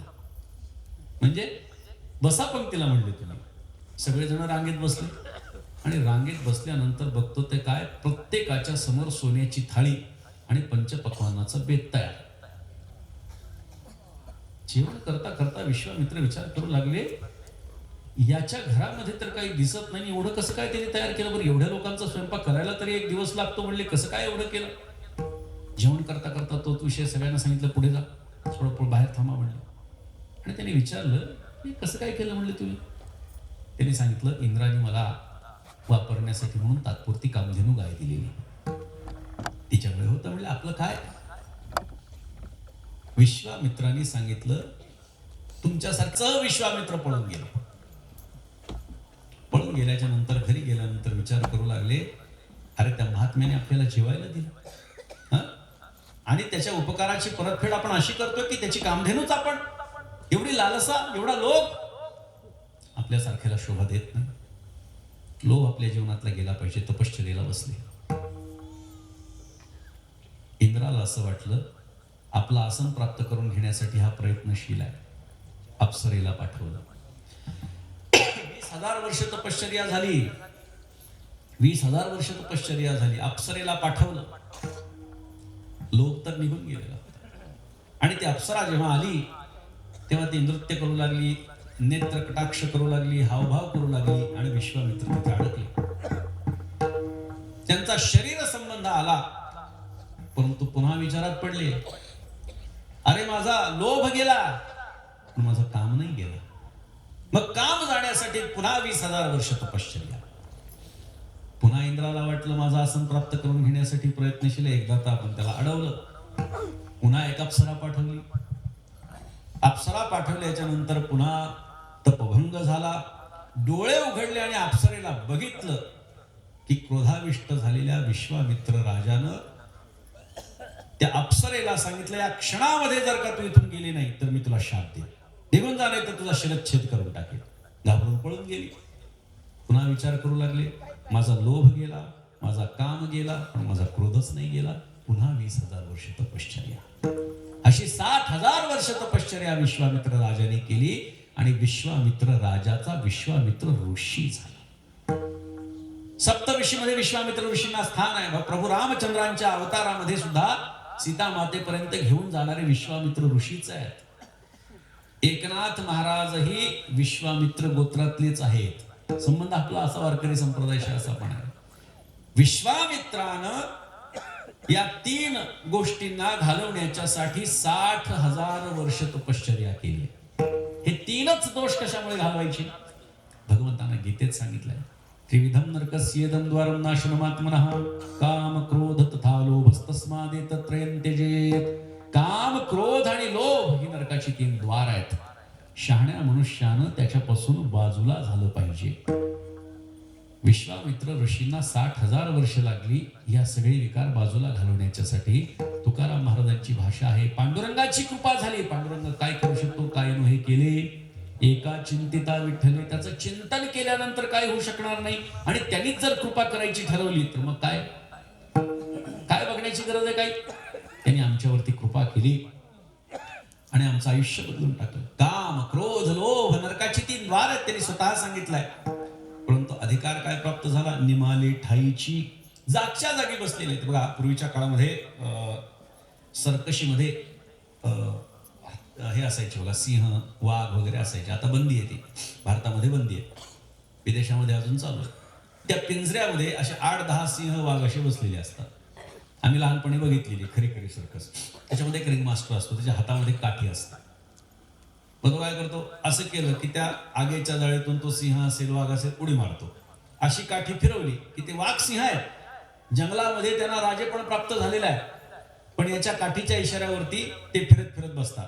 त्यांनी काठी अशी केली की जागेवर उभं राहतात, काठी अशी खाली केली की चुपचाप बसतात. वाघ सिंह आहेत पण रिंग मास्टरच्या एका इशाऱ्यावरती खाली बसतात. काम, क्रोध आणि लोभ हे अत्यंत महत्वाची आणि परमार्थाला अत्यंत बाधक असे विकार आहेत. पण संत महात्म्यांना ते दाबण्याचा प्रयत्न नाही. त्यांनी ठरवलं नाही विकार खाली बसायचे की खाली बसतात. हा अधिकार कोणामुळे प्राप्त झाला? पांडुरंगाच्यामुळे. काम, क्रोध, लोभ निमाले ठाईची अवघी आनंदाची सृष्टी झाली. अजून परमात्म्याच्या कृपेने काय झालं? आठव नाठव गेले भावाभाव. आता गेले हा शब्द जो आहे हा आठव नाठवसाठी सुद्धा लावायचा आणि भाव अभावासाठी सुद्धा लावायचा. आठव नाठव गेले, भाव अभाव गेले. कशाचा आठव नाठव गेला, कशाचा भाव अभाव गेला? आठव कशाचा गेला? संसाराचा आठव गेला. नाठव कशाचा गेला? परमात्म्याचा नाठव गेला. भाव कशाचा गेला? संसाराचा भाव गेला. अभाव कशाचा गेला? परमात्म्याचा अभाव गेला. आठव नाठव गेले भावाभाव झाला स्वयमेव पांडुरंग. काम, क्रोध, लोभ निमाले ठाईची अवघी आनंदाची सृष्टी झाली. तुका म्हणे भाग्य या नावे म्हणीजे. तुकाराम महाराज सांगतात याला भाग्य म्हणायचं. कशाला भाग्य म्हणायचं?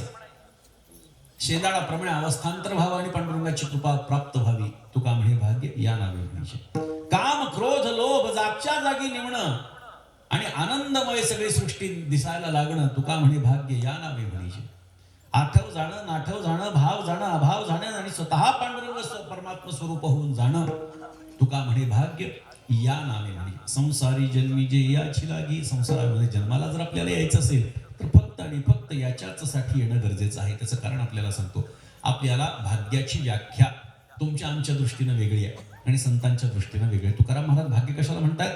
या सगळ्या गोष्टी प्राप्त झाल्या तर त्याला तुकाराम महाराज भाग्यवान म्हणतात. पण सांसारिक दृष्ट्या जर आपण बघितलं तर सांसारिक भोगोपलब्धी ज्यांच्या जीवनामध्ये विपुल प्रमाणामध्ये आपल्याला पाहायला सापडते, सामान्य लोक त्याला भाग्य म्हणतात. बायको मिळाली, मुलगा झाला, संपत्ती मिळाली, अधिकार मिळाला, घर घेतलं, गाडी घेतली, सामान्य माणसं तुका म्हणे भाग्य ह्या नावे म्हणजे ते त्याला भाग्य म्हणतात. पण संत महात्मे सांगतात भाग्य तरी नव्हे धन पुत्र दारा निकटवास बरा संताबाई. मग भाग्य मानतच नाहीत का तुम्ही? भाग्य मानतो ना आम्ही. दैवाचे दैवाचे दास पंढरी रायाचे आम्ही दास आहोत म्हणून आम्ही भाग्यवान आहोत. म्हणजे संत महात्मे भाग्य पाहून जे पाहून सांगत असतात ते भाग्य वेगळं आहे आणि तुम्ही आम्ही याचा विचार करतो ते भाग्य वेगळं आहे. संत महात्मे देवाची प्राप्ती झाली आहे की नाही हे पाहून आपल्याला भाग्यवान किंवा अभाग्य ठरवत असतात. आणि सामान्य आपण लोक जे आहोत ते सांसारिक गोष्टी आपल्याला प्राप्त झाल्या किंवा आपण म्हणतो आपण हा भाग्यवान आहे. एखादा भिकारी आणि त्याला लॉटरी लागली, काय म्हणतो? अरे भाग्यवान आहे. अरे पण कालपर्यंत अभाग्य होता त्याचं काय? बरं जाऊ द्या. सांगू का? लोकांना कळालं याला लॉटरी लागली 1 करोड रुपयाची, दुसऱ्या दिवशी दरोडा पडला. आता काल जो भाग्यवान होता अभागी होता तो आज भाग्यवान आणि उद्या पुन्हा अभागी. कसं ठरवायचं? कोणी म्हटलेलं खरं? तुम्ही आम्ही वारकरी आहोत. संत सांगतात आपल्यासाठी पूर्व दिशा आहे. डोळे झाकून आपण मान्य करणार संतांनी जे सांगितलंय ते खरं आहे. पण काही चिकित्सक मंडळी असतात त्यांना समजून सांगावं लागतं. त्याच्यासाठी काहीतरी ताळा पडताळा कसोटी काहीतरी ठरवावी लागते. ज्यांना एकाला भाग्यवान म्हटल्याच्या नंतर त्याला अभागी म्हणण्याची पहिल्यावरती पाळी येणार नाही. पुन्हा सांगतो, एकानं दुसऱ्याला भाग्यवान म्हटल्याच्या नंतर दुसऱ्याला अभागी म्हणण्याची जेव्हा पहिल्यावर पाळी येणार नाही तेव्हा पहिल्याने म्हटलेला भाग्यवान हा खरा भाग्यवान. उदाहरण देतो. एखाद्याचं ज्ञान बघून एखाद्याला भाग्यवान म्हणू लागला की किती ज्ञानी आहे, भाग्यवान आहे, तुम्हाला एवढं ज्ञान आहे. वयाची विशिष्ट मर्यादा झाल्याच्या नंतर ते ज्ञान शिल्लक राहत नाही, त्याच्यामध्ये ऱ्हास व्हायला लागतो. 60 वर्षांच्या पुढे गेल्यानंतर काही माणसं काय म्हणतात, अहो आम्हाला 1000 अभंग पाठ होते पण आता काय वयोमानानुसार विसरलो. 10,000 ओव्या पाठ होते, ज्ञानेश्वरी माझ्या पाठ होते पण आता वयोमानानुसार लक्षात नाही. म्हणजे काय? बुद्धीला क्षीणता आली. एका ठराविक वयाच्या नंतर आपल्याला जी व्यक्ती ज्ञानी म्हणत होती, ज्ञान पाहून भाग्यवान म्हणत होती, आता ती आपल्याला भाग्यवान म्हणू शकत नाही. एखाद्याचं रूप बघून एखादा म्हणू लागला वा वा वा काय भाग्यवान काय रूप आहे. कधीपर्यंत? जोपर्यंत हे सगळं स्थिर आहे तोपर्यंत. जेव्हा सुरकुत्या पडायला लागतात तेव्हा आता तुम्ही म्हणणार का की काय भाग्यवान आहे काय रूप आहे? आता म्हणू शकत नाही. मग संत महात्मे कशाकडे बघून भाग्यवान म्हणतात? परमात्मा किंवा त्याच्या संबंधानं बघून संत महात्मे भाग्यवान ठरवत असतात. भगवत पूज्यपाल श्रीमदाद्य जगद्गुरु शंकराचार्य एका ठिकाणी फार सुंदर सांगतात. पंचाक्षरं पावनमुच्चरन्तः पतिं पशूनां हृदि भावयन्तः भिक्षाशनादिक्षु परिभ्रमन्तः कौपीनवन्तः खलु भाग्यवन्तः. कौपीनवंत अर्थात लंगोटी धारकच भाग्यवान आहे. पण कोणता लंगोटी धारक? पंचाक्षरं पावनम उच्चरन्तः ओम नमः शिवाय हा पावन करणारा मंत्र आहे जो मुखातून घेतो. पशुपतीनां हृदि भावयन्तः पशुपतीनाथ भगवान श्री विश्वेश्वराला जो नित्य हृदयामध्ये धारण करून घेतो. भिक्षासनादिक्षु परिभ्रमन्तः भिक्षेमध्ये मिळालेलं यदृच्छेमध्ये मिळालेलं खाऊन जो इतस्ततः परिभ्रमण करीत असतो. कौपीनवंत खलु भाग्यवंतः असा कौपीनवंत अर्थात लंगोटी धारक हाच खरा भाग्यवान आहे. ही आचार्यांची व्याख्या बघा, देवाशीच संबंधित आहे. किंबहुना ज्ञानोबारायांनी सुद्धा हरिपाठाचाच फक्त विचार करा, फक्त हरिपाठाचा विचार करा. हरिपाठाचा विचार करतानाच ज्ञानोबारायांनी भाग्यवान आणि अभागी आपल्याला सांगितलं बरं का. उपजोनी करंटा म्हणजे काय? अभागी. कोण अभागी आहे? नेणे अद्वैत वाट. जो अद्वैताची वाट जाणत नाही तो जन्माला येऊन काय आहे? करंट आहे. हा ज्ञानशास्त्राच्या दृष्टीनं करंट आहे बरं का. मग ज्ञानशास्त्राच्या दृष्टीनं भाग्यवान कोण आहे? मोक्षरेखे आला जो मोक्षाच्या सीमारेषेपर्यंत आलेला आहे. ज्ञानोबराय सांगतात ज्ञानशास्त्राच्या दृष्टीनं तो भाग्यवान आहे. भक्तिशास्त्राच्या दृष्टीनं अभागी कोण आहे? नाही ज्यासी भक्ती तो पतित अभक्त हरिसीन भजत दैवहत. म्हणजे काय? दैवाकडून मारल्या गेलेला म्हणजे काय? अभागी. कोण? जो भक्ती करत नाही तो. भक्तिशास्त्राच्या दृष्टीनं ज्ञानोबारायांनी सांगितलेला अभागी. मग भाग्यवान कोण? हरिनाम सार जिव्हाया नामाची उपमा त्या दैवाची का देवाची? दैवाची कोण वाणी. म्हणजे ज्याचीच जिव्हाच परमात्म्याच्या नामाची होऊन गेली त्याच्या भाग्याचं कोण वर्णन करू शकणार आहे? म्हणजे ज्ञानोबारायांनी ज्ञानशास्त्राच्या दृष्टीनं भाग्यवान आणि अभागी, भक्तिशास्त्राच्या दृष्टीनं भाग्यवान आणि अभागी सांगितलेलं आहे. आचार्य आपल्याला एक मार्ग सांगतात, एक भाग्यवंताचं लक्षण सांगतात. आणि सांसारिक लोक बायको मिळाली, मुलगा मिळाला, सत्ता मिळाली, संपदा मिळाली त्याला भाग्यवान समजतात. कोणाचं खरं मानायचं? तर एकानं दुसऱ्याला भाग्यवान म्हणल्याच्या नंतर दुसऱ्याला अभागी म्हणण्याची जेव्हा पहिल्यावर पाळी येणार नाही तेव्हा पहिल्याने म्हटलेला भाग्यवान हा खरा भाग्यवान आहे. 2 उदाहरणं आपण बघितले. आता संत महात्मे ज्या गोष्टीकडे बघून एखाद्याला भाग्यवान म्हणतात त्याला अभागी म्हणण्याची वेळ येऊ शकते का याचं चिंतन करा. भगवंताची प्राप्ती झाली आहे की नाही हे पाहून संत महात्मे काय करत असतात? हा अभागी आहे का भाग्यवान आहे हे ठरवत असतात. एकदा भगवंताची प्राप्ती झाली की भगवंताची अप्राप्ती कदापि होऊ शकत नाही. यत गत्वा न निवर्तन्ते. जिथे गेल्यानंतर पुन्हा येण्याचे मार्ग बंद होतात किंवा येण्याचे वाट शोधण्याचीच गरज पडत नाही. अशा अवस्थेला आपण प्राप्त होऊन जातो. म्हणजे भगवंताची प्राप्ती झाली आहे की नाही हे बघून संत महात्मे भाग्यवान किंवा अभागी ठरवत असतात. म्हणून संत महात्म्याने ठरवलेला भाग्यवान हा खरा भाग्यवान आहे. म्हणून तुकोबाराय जे सांगतात की या गोष्टी ज्यांच्या जीवनामध्ये झालेल्या आहेत, तुका म्हणे भाग्य या नावे म्हणे जे संसारी जन्मी जे याची लागी, काम क्रोध लोभ निमाले ठाईची अवघी आनंदाची सृष्टी झाली. यथामती अभंगाचं चिंतन झालं. संप्रदायाच्या नियमाप्रमाणे भजन करा. विठोबा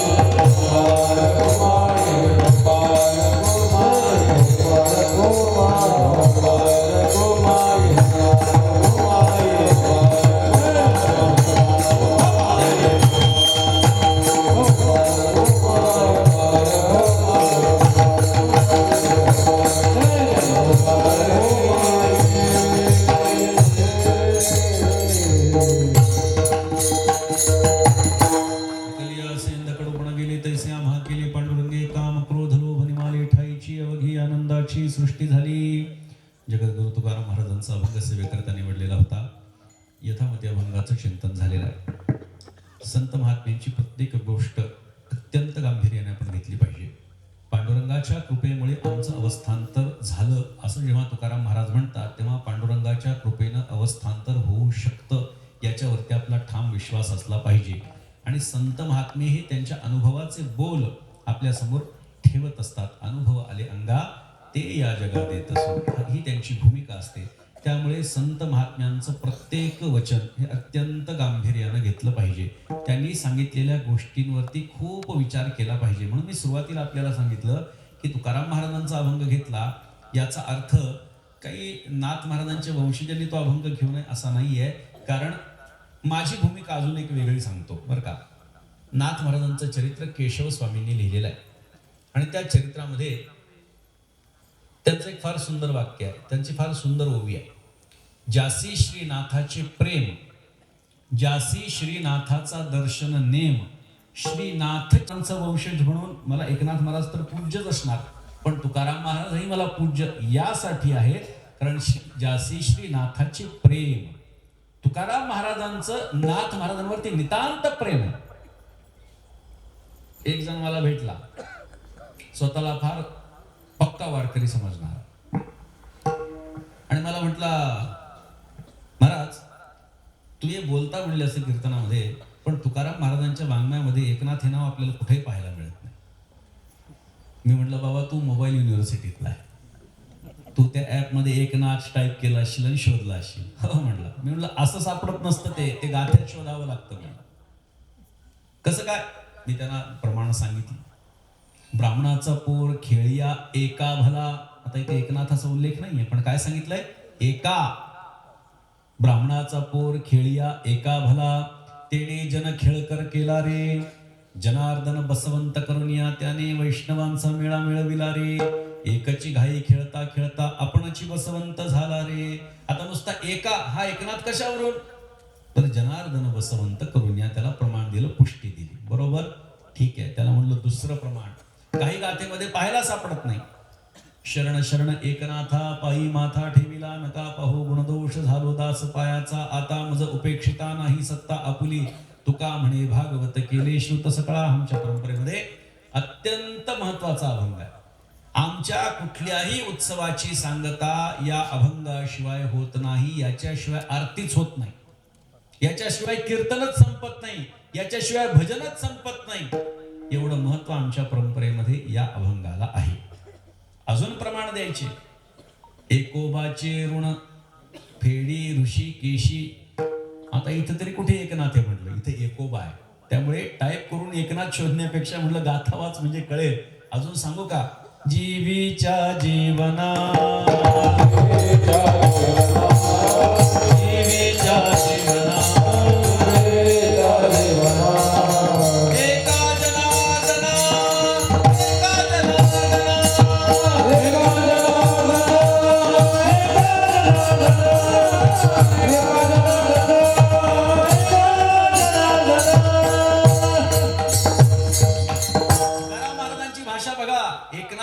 त्यांच्यासाठी काय आहे? जीवीच्या जीवना, माझ्या जीवांचाही जीव कोण आहे? एका जनार्दना, म्हणजे एकनाथ महाराज हे माझ्या जीवाचाही जीव आहे. ही भाषा जर तुकाराम महाराज वापरत असतील तर निश्चितपणे त्यांच्या अंतःकरणामध्ये नाथ महाराजांच्या विषयी श्रद्धा, ज्यासी श्रीनाथाचे प्रेम आहेच आहे. ज्यासी श्रीनाथाचा दर्शन नेम. तुकाराम महाराज हे पैठणचे नाथ षष्ठीचे प्रतिवर्षाची वारकरी आहेत. आजही त्यांच्या दोन परंपरा, आपली कीर्तन आपण बघा त्यांची आहेत वंशजांची, भास्कर आणि देवकर म्हणतात. मांस वंश परंपरा आणि विद्यावंश परंपरा, दोन्ही परंपरा पैठणला नाथषष्ठीला असतात. लक्षात घ्या. फड जे आहेत प्रमुख, हे सगळे फड हे पैठणला असतात. 4 दिवस आधी तुकाराम महाराजांची बीज देहूला होती, पण देहूला नसतात. तुकाराम महाराजांच्या ह्या दोन्ही परंपरा या पैठणला असतात. काय कारण? कारण पूर्वजांनी जी काही गोष्ट आम्हाला सांगितली आहे, परंपरा घालून दिली आहे, ती नेमानं पाळणं हे फडकऱ्याचं काम. तुकाराम महाराज येत होते म्हणून त्यांचे त्या परंपरेतले लोक पैठणला येतात. लक्षात. ज्यासी श्रीनाथाचे प्रेम, ज्यासी श्रीनाथाचा दर्शन नेम, श्रीनाथची ज्यांचे कर्म, जीवीच्या जीवना एका जनार्दना, याच्यात सगळं आलं म्हणून ते परमपूज्य म्हणून आम्हाला तुकाराम महाराज परमपूज्य स्थानी आहेत. त्यामुळे सुद्धा तुकाराम महाराजांचा अभंग सेवेकरता निवडला. एक वारकरी म्हणून तर आम्हाला सगळेच संत सारखे असावेत, प्रत्येक कीर्तनकाराला सगळे संत सारखे असावेत, परंतु एक वंशज म्हणून जर बघितलं, किंबहुना व्यावहारिक भाषेमध्ये अभिनिवेश म्हणून जरी बघितलं तरी सुद्धा ही गोष्ट आपल्याला लक्षात घेण्यासारखी आहे. आणि म्हणून तुकाराम महाराजांचा अभंग सेवेकरता निवडलेला होता. यथामती अभंगाचं चिंतन झालं. जवळपास 2 तास झाले बरं का. कदाचित 2 तास होतील की नाही मलाही शंका होती, पण बोलण्याच्या ओघामध्ये 2 तास बरोबर झालेले आहेत. या ठिकाणी आपण वैकुंठवासी हरिभक्तिपरायण नथुसिंग बाबा यांच्या दौरा मंडळाच्या वतीनं या परिसरामध्ये खूप चांगल्या प्रकारचे कार्यक्रम होतात. मी अनेकदा या ठिकाणी आलेलो आहे, पण काय योग आहे नरभाऊ मला माहित नाही, या कार्यक्रमाला इथं आलं की काहीतरी वेळेची गडबडच होती. पण मागे एकदा आलो, अगदी वेळ विठोबा रखुमाई सुरू झाला आणि गाडीतून उतरलो. आता यावेळी विठोबा रखुमाई गाडीतून उतरताना घडवावं लागलं अशी परिस्थिती. एकदा कार्यक्रम मला येणं झालं नाही, काय हरकत नाही, परंतु या परिसरामध्ये सुद्धा एकनाथ महाराजांच्या शिष्य परंपरा हे पसरलेली आहे बरं का. आपण जर बघितलं ते चित्र, आपण जर बघितलं काय जगन्नाथ महाराज अंजाळेकर. जगन्नाथ महाराज अंजाळेकर हे एकनाथ महाराजांचे शिष्य परंपरेतले बरं का. बऱ्याच जणांना माहीत नाही, बऱ्याच जणांना माहिती नाही, पण जगन्नाथ महाराजांना मानणारा मोठा वर्ग या परिसरामध्ये आहे. मला आठवत आहे ते जेव्हा असायचे, मला त्यांचं दर्शन घडलेलं आहे. कवेदंड या भागामध्ये जेव्हा नाथ महाराजांची पालखी असायची, तर त्यावेळी त्या 4-2 तासामध्येच त्यांची एक पांढऱ्या रंगाची गाडी होती. त्या गाडीतून ते उतरायचे. सुरुवातीला त्यांना उतरणं व्हायचं. मी 5-7 वर्ष त्यांना बघितलेलं आहे. विशेषत्वानं नाथ महाराजांची पालखी तिथे थांबलेली असायची, वारकऱ्यांचं भोजनाची व्यवस्था असायची, गाडीतून उतरायचे, आम्ही त्यांना रथावरती चढवायचो आणि खिशामध्ये हात घालायचे. जेवढ्या नोटा येतील अशा नोटा उचलायच्या आणि पादुकेसमोर ठेवून द्यायच्या. दर्शन घ्यायचं, आम्ही त्यांना नारळ प्रसाद द्यायचो आणि निघून जायचे. काही बोलणं नाही, काही नाही, काही नाही. वृद्धावस्था झालेली जसं चित्र दिसतं तसेच त्यांना मी बघितलेलं आहे. नंतर शेवटच्या वर्षामध्ये जेव्हा ते गेले, त्याच्या आधीच्या वर्षामध्ये त्यांना गाडीतून उतरणं सुद्धा असह्य होतं. म्हणून त्यांनी तिथूनच असं नाथ महाराजांच्या पादुकेकडे बघितलं आणि हात जोडले. आम्ही त्यांना तिथे नारळ प्रसाद आणून दिला. असे जगन्नाथ महाराज अंजाळेकर हे एकनाथ महाराजांच्या शिष्य परंपरेतले आहेत. आणि ही शिष्य परंपरा जी आहे ही सच्चिदानंद महाराजांच्याकडनं त्यांच्यापर्यंत आलेली आहे. आता हे सच्चिदानंद महाराज कोण, तर रावेर संस्थान जे आहे, दत्त महाराजांचं संस्थान, यांच्याकडून ही परंपरा त्यांच्याकडे आलेली आहे. त्यामुळे माझ्याकडे जी एकनाथ महाराजांच्या शिष्य परंपरेची वंशावळ आहे, त्याच्यामध्ये जगन्नाथ महाराजांचं नाव विशेषत्वानं आहे. आणि या परिसरामध्ये खूप आम्हाला आनंद होतो की आपण अशा पद्धतीनं कार्यक्रम सर्वजण भरवता आणि उत्तरोत्तर या कार्यक्रमाची व्याप्ती वाढत जावी अशी प्रार्थना शांतीब्रह्म एकनाथ महाराजांच्या चरणी करतो. झालेली सेवा शांतीब्रह्म एकनाथ महाराजांच्या चरणी, तुम्हा सर्व सज्जनांच्या चरणी समर्पित करतो आणि माझ्या वाणीला पूर्णविराम देतो. एकवार संतांचं सर्वांनी भजन करा. भानुदास एकनाथ, भानुदास एकनाथ, भानुदास एकनाथ, भानुदास एकनाथ, भानुदास एकनाथ.